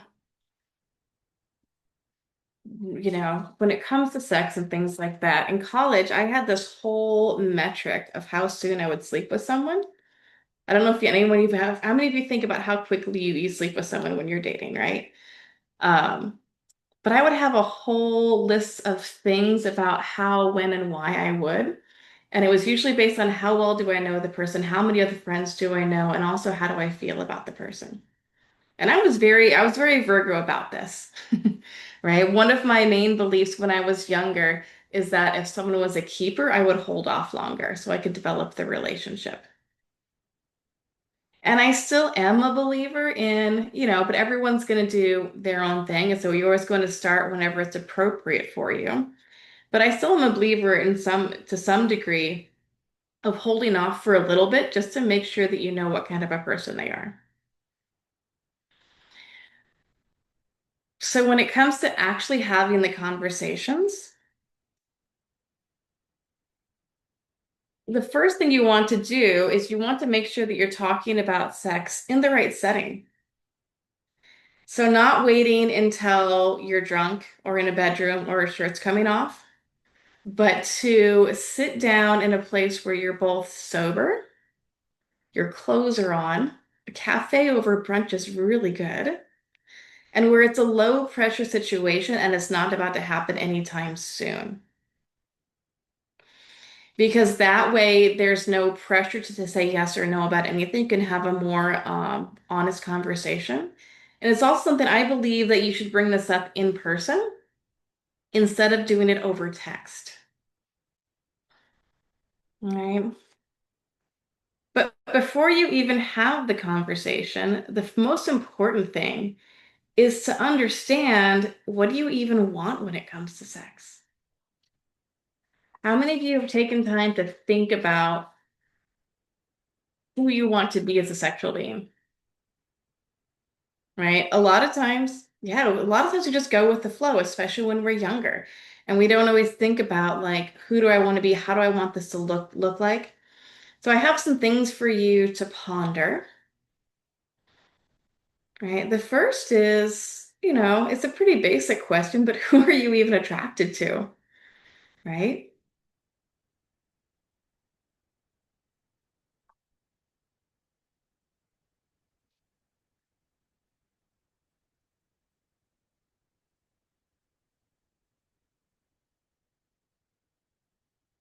And then also one interesting thing is to ask, why are you attracted to them? When I say who are you attracted to, it can be, what genders are you attracted to, or also what types of people.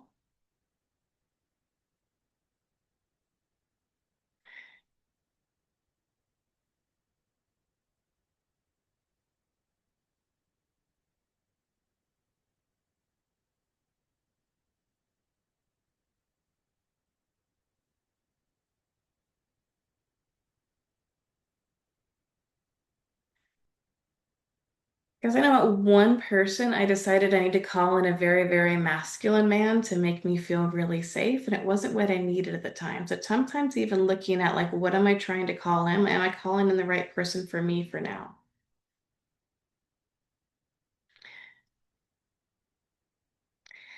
And is there anything that you're afraid to put on your list? Like, did you start to write it and then cross it out?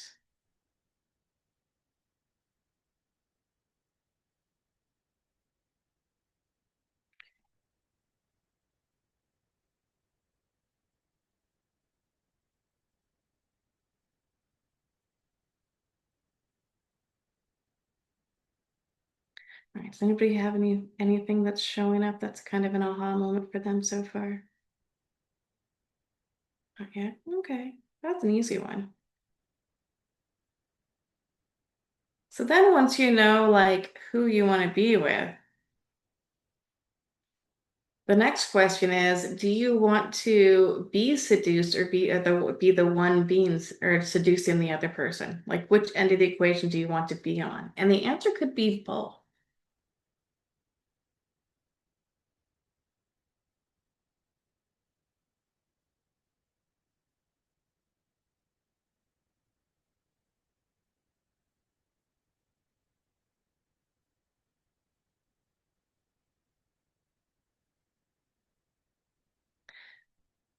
So the next question to get to know yourself. And we're going to give you a little bit longer for this one. It's sort of like, what are the conditions that you need to be in the mood to be ready to go? Right? Are you visual? Do you need a good conversation first? Do you need dancing? Just need someone to do the dishes without asking? Like, what do you need, right? Sometimes that's all it is, right? It's like if you come home to a clean house, your nervous system's much more relaxed and you can be ready to go. So knowing like what you need to feel comfortable initiating is hugely important. And not important necessarily for that first honeymoon period, but when you're in the relationship, it's good to know, like when you're having those sticky moments. Yeah. And you can break it down into things that are nice to have versus like really understanding what's the one thing I have to have.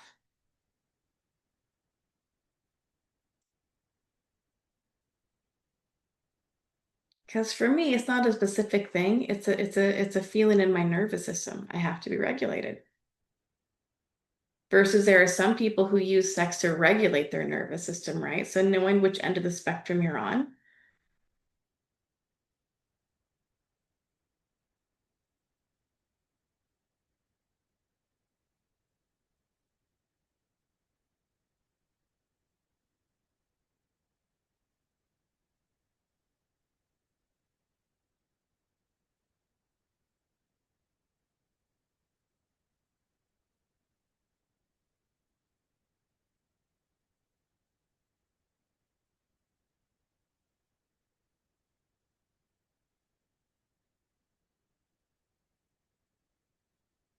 All right. Next is an easy one. How frequently do you want to be intimate? But that can be anything from like cuddling, makeout sessions,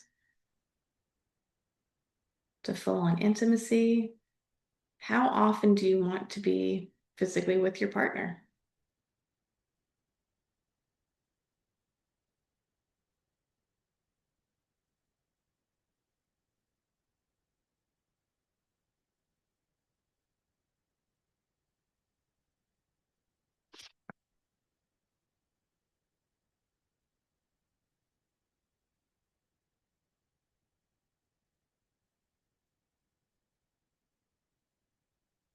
And what do you feel? How do you feel about PDA? It's an important thing to know.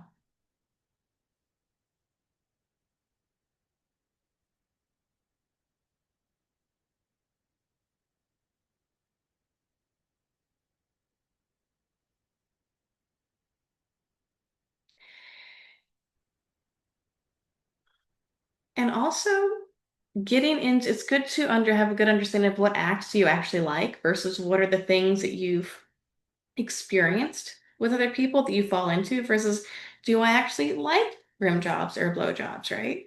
Like, what is it that I actually want to do?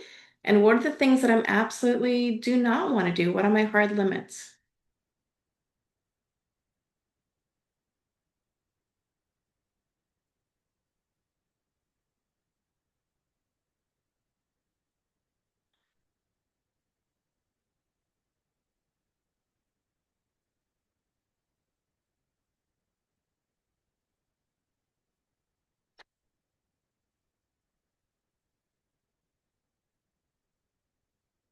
So those are the kind of things that I would talk about over coffee with someone, right? So that when you are like ready to go, it can be like that scene in a movie where you don't have words because you're already on the same page before you split that bottle of wine. Makes sense. There's a few more things to that, but yeah.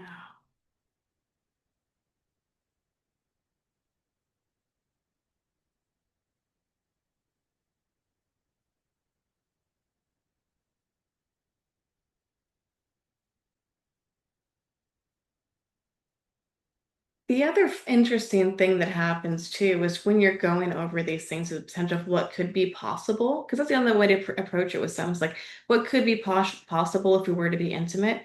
Is if you ever, is it when you say a hard limit, paying attention to how they react to that? And if they push you or they're trying to change your mind on a hard limit from the get-go, then they're not gonna stop pushing. So that's another thing I love about having these conversations like before you get involved. Because here's the thing, when you're physically intimate with someone, there's a whole beautiful chemical reaction. There's oxytocin, there's serotonin, there's dopamine, you got these bonding chemicals. And you're going to, and a lot of endorphins, right? A lot of these chemicals are going to flow, and it literally changes how you think about the person. So that's another reason why it's good for you to be on the same page before that. Makes sense. One of the big rules in kink is that you don't renegotiate a scene halfway through because once the endorphins come in, once you get to that glow, once you've had an orgasm or two, then you will cross your own boundaries and you'll say yes to things that you wouldn't normally, right? Which is also why I'm sure we've had the experience where you get into a situation you didn't talk about things and they keep adding on to it, even up in a situation that you didn't want to be in. And a lot of it just has to do with, between alcohol and endorphins, we will say, yes to things that we meant to say no to. And it's a good thing for us to be aware of. All right, what's everybody present to right now?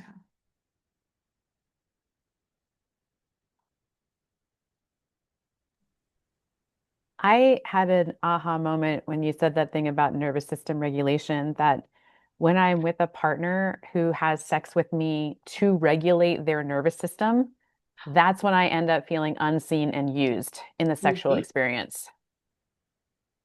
Yep.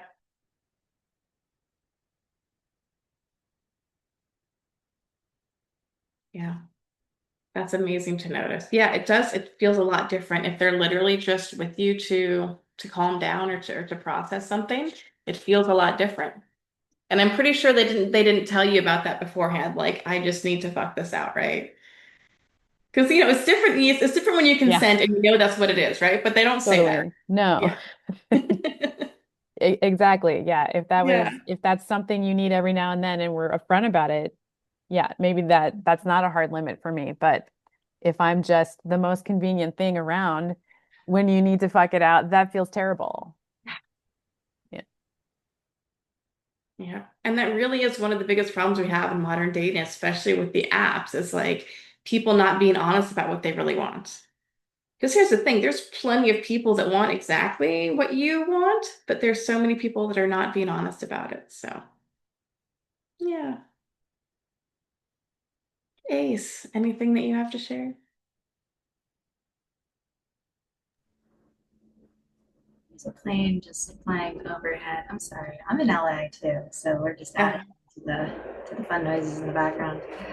Um, so what struck me was when I was actually with someone once upon a time where I was very vocal and they weren't. And it took me a moment to go, oh, I see why they kept saying yes, and then they got nervous. Mm, Now I'm like, oh, okay. Well, makes sense now. That really hit home. yeah. So you were speaking up for everything that you wanted and they weren't. Yeah. Yeah, that can be rough. Yeah, I found it takes a lot of extra work to make space for people in order to really say what they want. I think it was the lack of courage on their end Yeah. to share it. And I remember kind of saying, like, Mm-hmm. tell me. Really? There's a lot of silence right now. Just tell me. But I mean, the other thing they can do is they can also like write it down so at least it's moving, even if they're not saying it yet. Because yeah, there's a lot of fear and rejection. There's a lot of fear over what are people going to say if I say this thing about myself, right? Although there was this, again, I can't find the study, but I know I read about it. They did a study once around people's fantasies and how couples share their fantasies.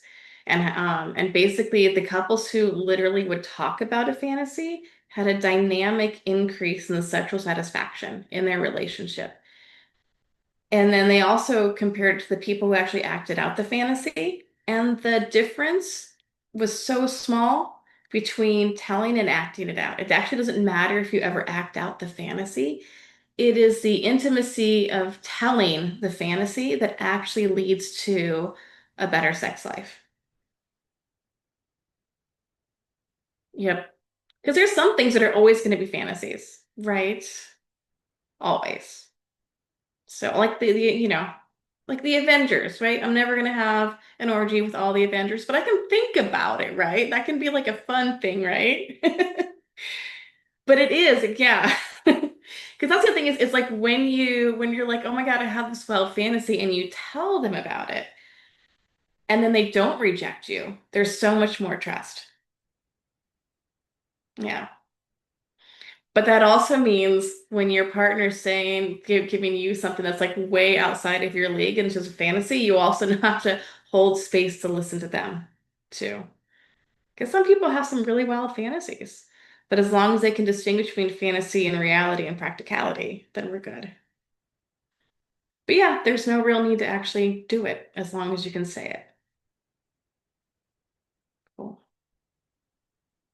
Or Lisa, what's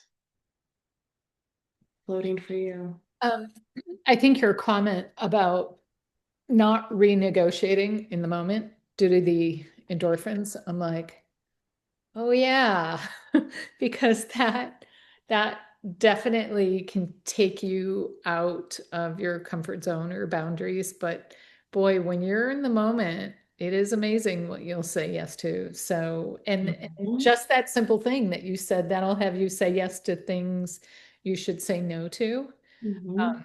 I mean, so I've had a very sexual past prior to my marriage Mhm. and thought I could mold someone to what I needed and found that that was not the case. So Mhm. I pretty much shut down and I'm back to that. I'm getting back to me and I'm getting back to, these questions were really thought provoking, but yet super easy for me to answer, Mhm. which even 10 years ago would have been hard for me to answer.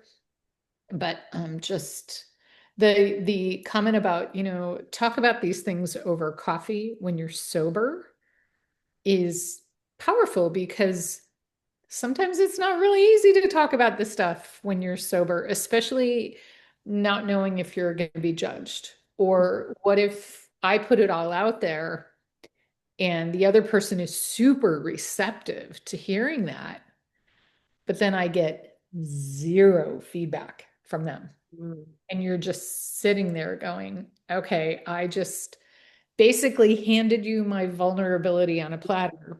You were so receptive to it, and it really turns you on, and you're not giving me anything back. And then you're just sitting there going, okay, I don't know if I want to be vulnerable anymore.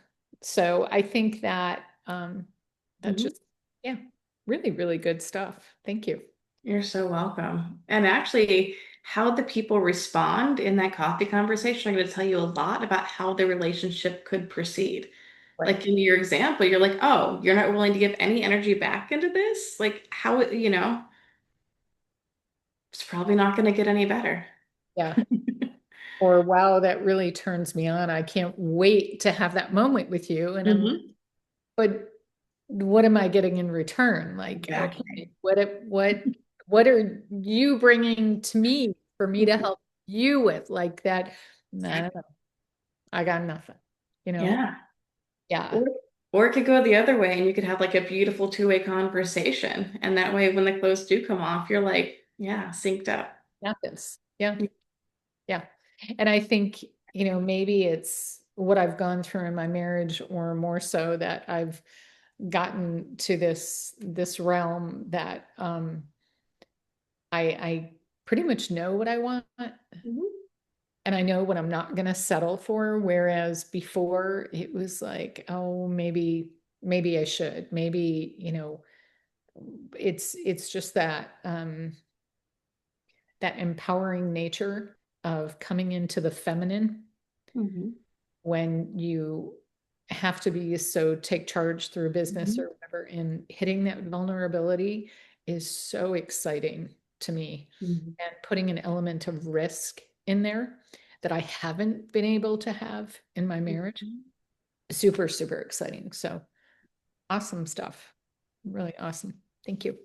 Well, thank you for sharing. Okay, let's talk about some more practical things, right?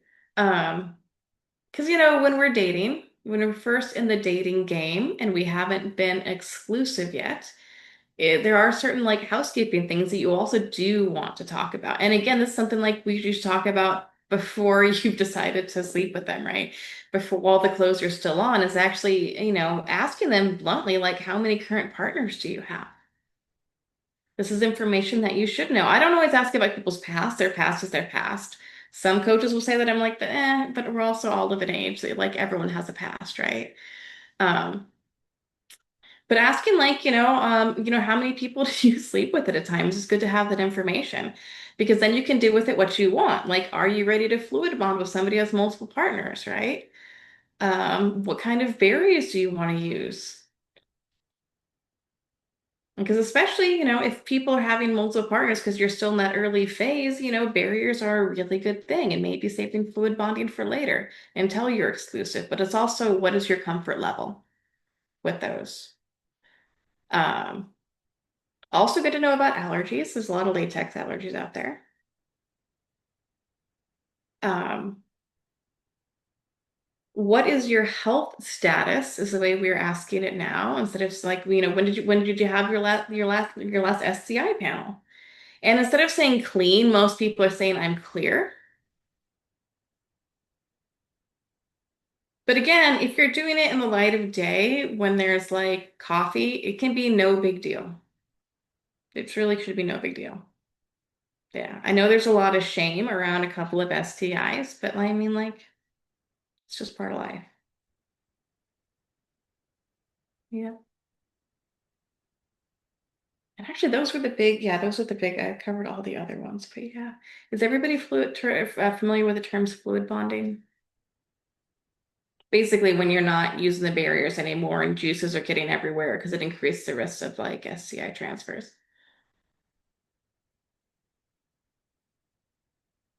But yeah.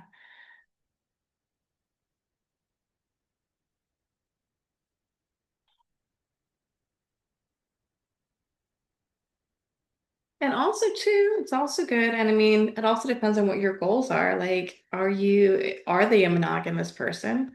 Or do they want to have a consensual or ethical non-monogamy relationship, which is a whole different conversation too.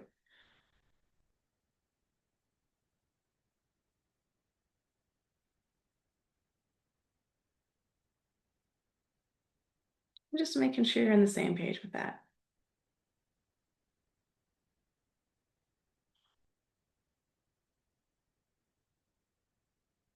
All right, any questions on anything? I think I'm going to do a little bit of an energy clearing, if that's all right. I have a point that I'd like you to cover before we do that. Please. Sometimes when we're in this conversation with a potential Mhm. partner and we're not getting anything back, it can either be that they're just not in a mature enough place to do Mhm. that, or we haven't made it safe for them. They Right. don't feel the safety. And so I'm just sort of wondering how you contextualize all that and if you can speak about like how we can check in on safety. Mhm. What's so funny, because as women, we're always going to be like, what am I doing wrong to not provide the space for him to speak up? But you're true, it could just be that. And I think part of it is like instead of being, like when you're approaching this over the breakfast, be like, hey, I just want to sit down with you and talk about intimacy, right? So giving them a heads up, I think is a good idea. Like, hey, let's sit down and have this conversation. We've been dating a while, but I want to have this conversation before it comes up. So because I know some people just want, they want a heads up that we're going to have this conversation so they could mentally and emotionally prepare. And not being a fire hose of information, maybe like piecemeal, like, hey, this is what I think. What do you think? Right? Because I know I just gave you a bunch of stuff, but it could just be like making it a gentle conversation, a back and forth. It could also be too, for some people, maybe you need to sit on a park bench and both watch ducks so you're not staring each other in the eye, because that might make it slightly more comfortable for some people. So it's also feeling into, because I'm sure you've talked to them a couple of times, like knowing their communication style. Yeah.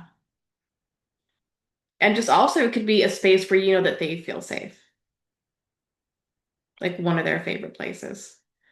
So, and maybe not as public as I normally go, because I can talk about sex like anywhere, but not everybody is down for that. So it could just be like sitting on a back porch or a pond or somewhere private. But yeah, thank you for that. Yeah, thank you. Absolutely. Any other questions? So what if you you find a potential partner and I mean, I'm not dating right now, but I anticipate that happening. Mhm. But you find a potential partner and you have this conversation prior to hopping in the sheets, getting lateral, Mhm. whatever. And there is a massive disconnect. Like, I'm not so vanilla. Mhm. What if this person who doesn't seem to present as vanilla is like super vanilla? And I have that. I've had that in my marriage, but I did not know that going into it all those Mhm. years ago. And this person kept saying, this, that, and it just fell flat. So in that conversation, Mhm. if you're having that and this person's like shaking their head, whatever, and they come back and they're like, I don't do that, I don't do this, I've never tried that. And I don't want to be the explorative person. I'm so past that. I don't need to raise a puppy anymore. I'm good with the dog. Like, that whole thing. Like, like, are you So, just sitting there going, oh shit, now what do I do? How do I back out of this? yeah. Like, Well, because the conversation is exploring what it would look like, not when we're going to. mhm. So it was before you commit to being, to being sexual with them. And it sounds to me like for you, kink is a non-negotiable. Like you need to have that as part of your life. Did I And say yes, I'm inferring, yeah, maybe. yeah, part of it. I I mean, know what I've missed out on. I know what I've had. I know what I like. Yeah. Yeah. and part of it is just like it's like Jules was saying, like know the game that you're in, know what you want. It's like this is what I want in a sex life. Are you with me or no? It's also up to you, like how important is the sex life to you and your relationship? If it's really important, then this is a value that you have to hold high. Like, this is what I'm looking for in the bedroom. you know? Right. Are we aligned or are we not aligned? Because here's the thing, I think, we've all been down that road before. We're like, oh, he's a nice person, and maybe they're great, like everything but the sex is great, and you think that maybe it's gonna get great sometimes, and then you end up like dissatisfied overall. But yeah. Although I will say I do give mulligans, just so you know, the first time isn't always great with anybody, so that's a whole different thing though. Yeah. Absolutely. Yeah. We all have to find our footing. We always have to have some grace for the first time. Sometimes it's great, sometimes it's way good. So yeah. Mhm. Can I ask another question? Please. I know with past partners, certain a couple in particular, the sexual energy was just off the charts, like from the get-go, just insane. And then not having that in my marriage and thinking I could create it. Mhm. I am going to use that word, Elizabeth, delusional. But in this way, I don't mean delusional in a good way. Am I delusional to think that that energy is in many relationships, not all, not most, but many? Or is that something that really you have to build upon it? You have to work at it. It just doesn't come as natural, because I've had that come really Mhm. natural with a select few partners. And it was like, whoa, this is insane. Mhm. And then to not have that, it's like, I want to get back to that, but Right. am I delusional? Should I not expect that? Okay, my answer's going to go more into the non-linear, right? So what I have found is that when we have those really passionate relationships, if they didn't work out, or if they ended poorly or dramatically, which sometimes they do, we will subconsciously connect that level of passion with something bad and will subconsciously sink less passion in order to feel safer. So part of it is making sure that you disconnect the intensity of those old relationships with the bad parts of them. They were not bad. I, Okay, they were good, but I they chose ended. them and I moved on. I Okay, got it. moved away. So, but the short answer is yeah, yes, you can have that again. I How honestly common is believe. it? Like, uh, am I chasing a carrot that is just going to constantly be in front of me? Or can you actually catch the carrot more often than not? You can catch the carrot more often than not, especially when you're being clear about everything you want in the partner. Okay, thank you. Yeah. And you don't settle for anything less because there's plenty of people that you're going to vibrate with really well. And I also honestly believe that if you are calling in a true soulmate, that you're going to have amazing sex. If you are indeed looking, right? It's just part of the soulmate contract. Of course, you're going to have great sex. Right. So yeah. And I love that she put hold the 51%. It's possible. It's so possible. All right. Ace, any questions? Are you good? Cool. Ace and I chat about this stuff all the time. So yeah. Cool. All right. You guys ready for a little bit of an energy clearing? All right. I'm going to go ahead and walk you through a short meditation. I'm going to just, present some statements. These are just downloads just to shift your energy, and you can accept them. You don't have to. But yeah, all you have to do is just say yes in your mind. So go ahead and close your eyes and take a moment to center your energy in your heart. And you're going to take a nice, easy breath in. And as you exhale, send your energy down into the ground and connect to Mother Earth, going down deeper and deeper through all the worms, different layers of earth, connecting to the molten core. And then you're going to feel that beautiful Mother Earth energy start to come up your body and coming up your feet, going up your legs, lighting up each one of your chakras. and starting to form a little ball above your head.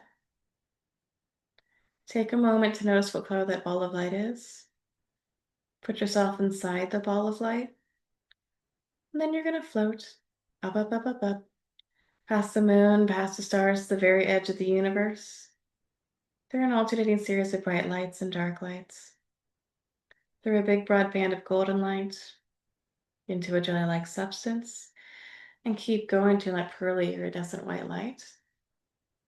And as you go deeper and deeper, your ball of light will dissolve, and just stay there and float and relax. So can we teach you what it feels like to only settle for what you want? And that when it comes to sex, you're allowed to ask for everything that you want in the bedroom.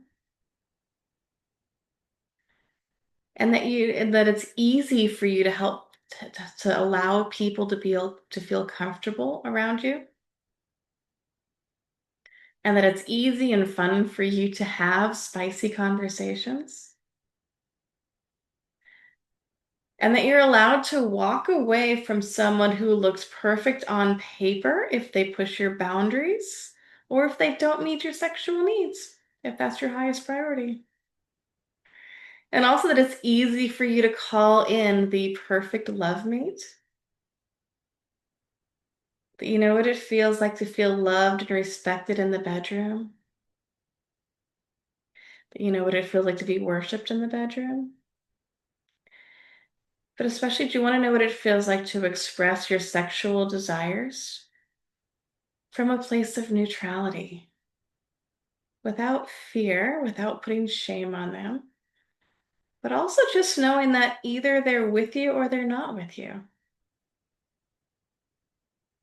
And it is possible for you to call in magically aligned mates.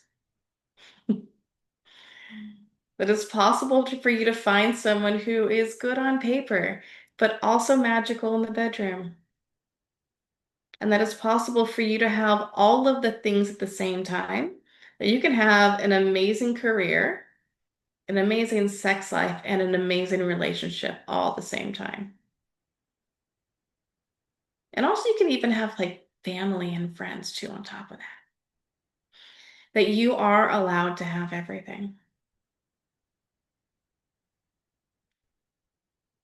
Can we also teach you that you are allowed to change your mind when it comes to what you want? And that it's easy for you to say no to the things that you don't want. We also teach you what it feels like to know why you say yes to things. And that even in the heat of the moment, you know what your answer is.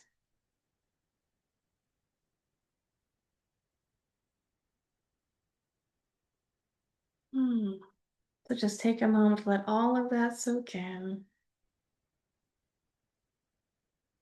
And just imagine yourself having that first conversation with someone that you're really excited about. And just picture what it's like to be really open and honest about what you want and to be able to hear them and what they want.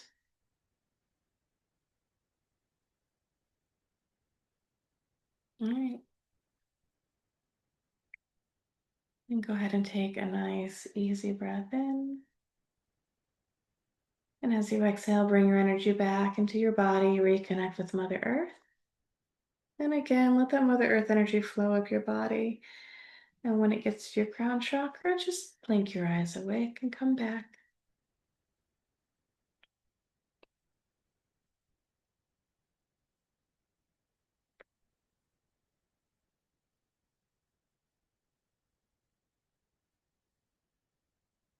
All right.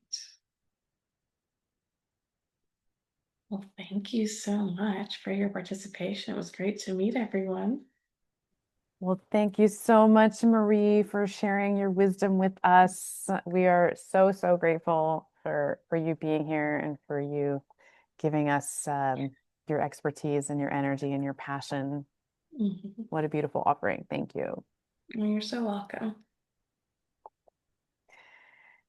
So are there any takeaways that from the whole summit as we start to wrap up and come in for our final landing here that are begging to be shared?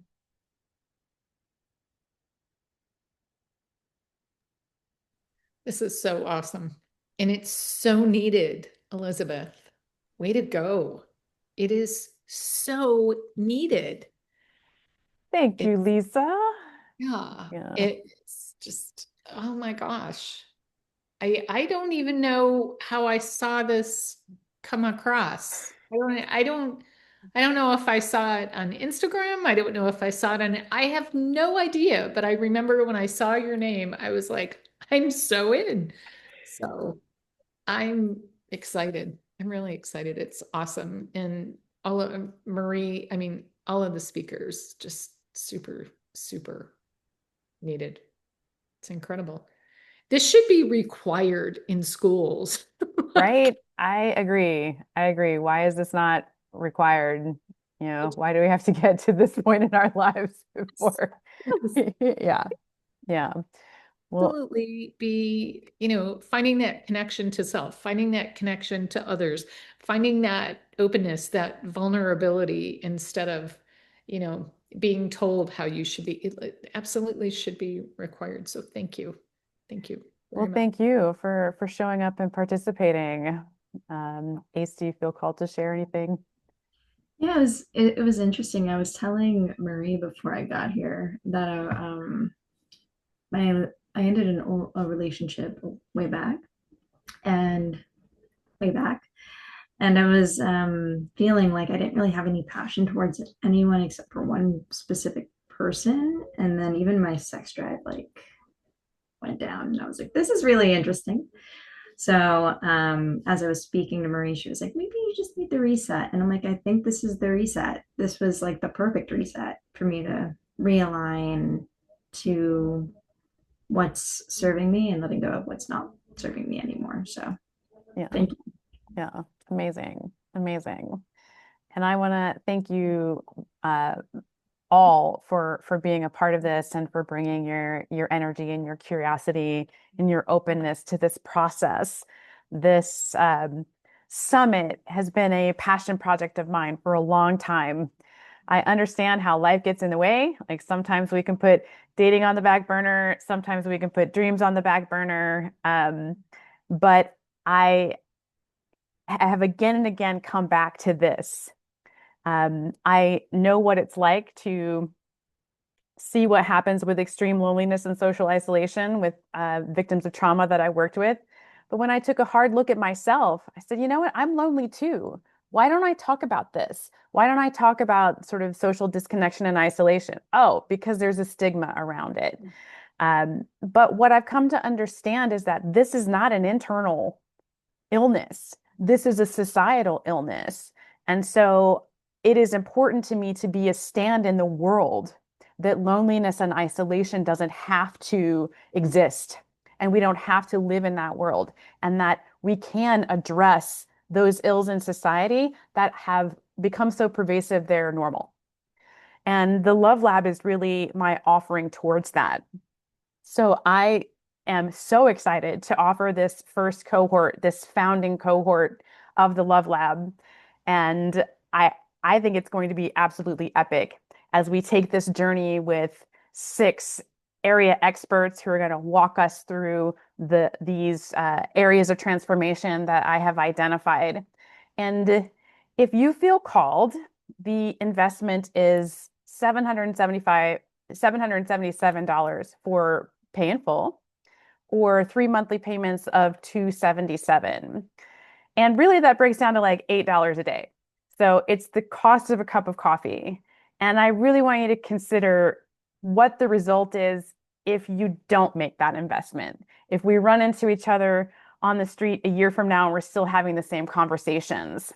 So if it's something that you feel called to do, the link is here if you want to book a call with me to talk it over further. The link is there. It's going to be amazing. It's going to be super transformational, and I am honored to be the person who is leading this conversation in the world. So thank you guys so much for showing up. So homework. Um, structures for fulfillment, right? Part of it is homework. I know we're not going to see each other again in this form, but I am still committed that we hold ourselves to this standard. So what we talked about yesterday was creating a ritual for yourself in order to bring you back to that space of devotion, to understanding that what we're doing in life is all about love, whether that comes through romantically or through friendships or what we do with family or what we give in our gifts through our careers. The frequency of life is love. So how do we create a ritual that works for us to come back to that space of devotion, even when it's hard, even when you're tired, even when you're not inspired? How do you get back into that frequency of love for yourself? For Brendan, it's going out in his garden and growing corn. That may not work for the rest of you. We're all different people with different things that move us. I know for myself, I have to change the ritual up every now and then because it stops working. Different seasons require something different to bring me back into that frequency of love. And we talked about going on a date in the next week. So, does it matter if that person is your 100th choice, as Brendan would say, or your number one? The whole point is to get in the medium, to get in the energy, to get in the flow of what does it feel like to be in the space of vulnerability? What are the conditions I need? What are the conditions I don't want? How am I going to set those boundaries? How am I going to hold that 51%? So what we're going to then layer on top of that is I want you to think about where in your life your conversations are not helping you be at 51% and what you need to unsubscribe to and delete out and cancel in order to maintain that vibe of 51%. So I want you to concentrate in 3 areas right now because more than that is too much. So 3 areas in your life where you feel like your conversation is under 51%. What are the external factors that are driving that under 51%? How do you change those external factors? Who do you need to say, I love you, but I'm not listening to that? I am not going to turn on the TV right now. I'm not going to listen to the news. I'm not going to read that newsletter. I'm not going to buy into this conversation that all men are garbage or that women are gold diggers or whatever it happens to be. So there's that. And then in order to practice transparency, the skill that we all have been saying throughout these 2 days that we want to develop to be able to regulate your nervous system around opening up to that transparency, I want you to find someone you know. This is not going to work if it's a stranger. It's too low stakes if it's a stranger. Find someone you know and tell them, someone you trust. Yeah. And tell them one thing about yourself that you really don't want them to know. So that is your homework from now on. Lisa, you're asking, can you detail when the sessions will start, or should we discuss on a discovery call? Mid-July is when the first cohort will launch. And once we have the cohort together, then I can identify a date that works for everybody and a day and a time that works for everybody. But the first cohort will launch in mid-July. Great question. Anything anybody wants to say or share or ask or communicate before we close out?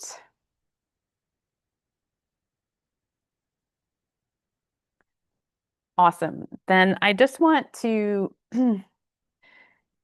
feel into this group and just from my heart say,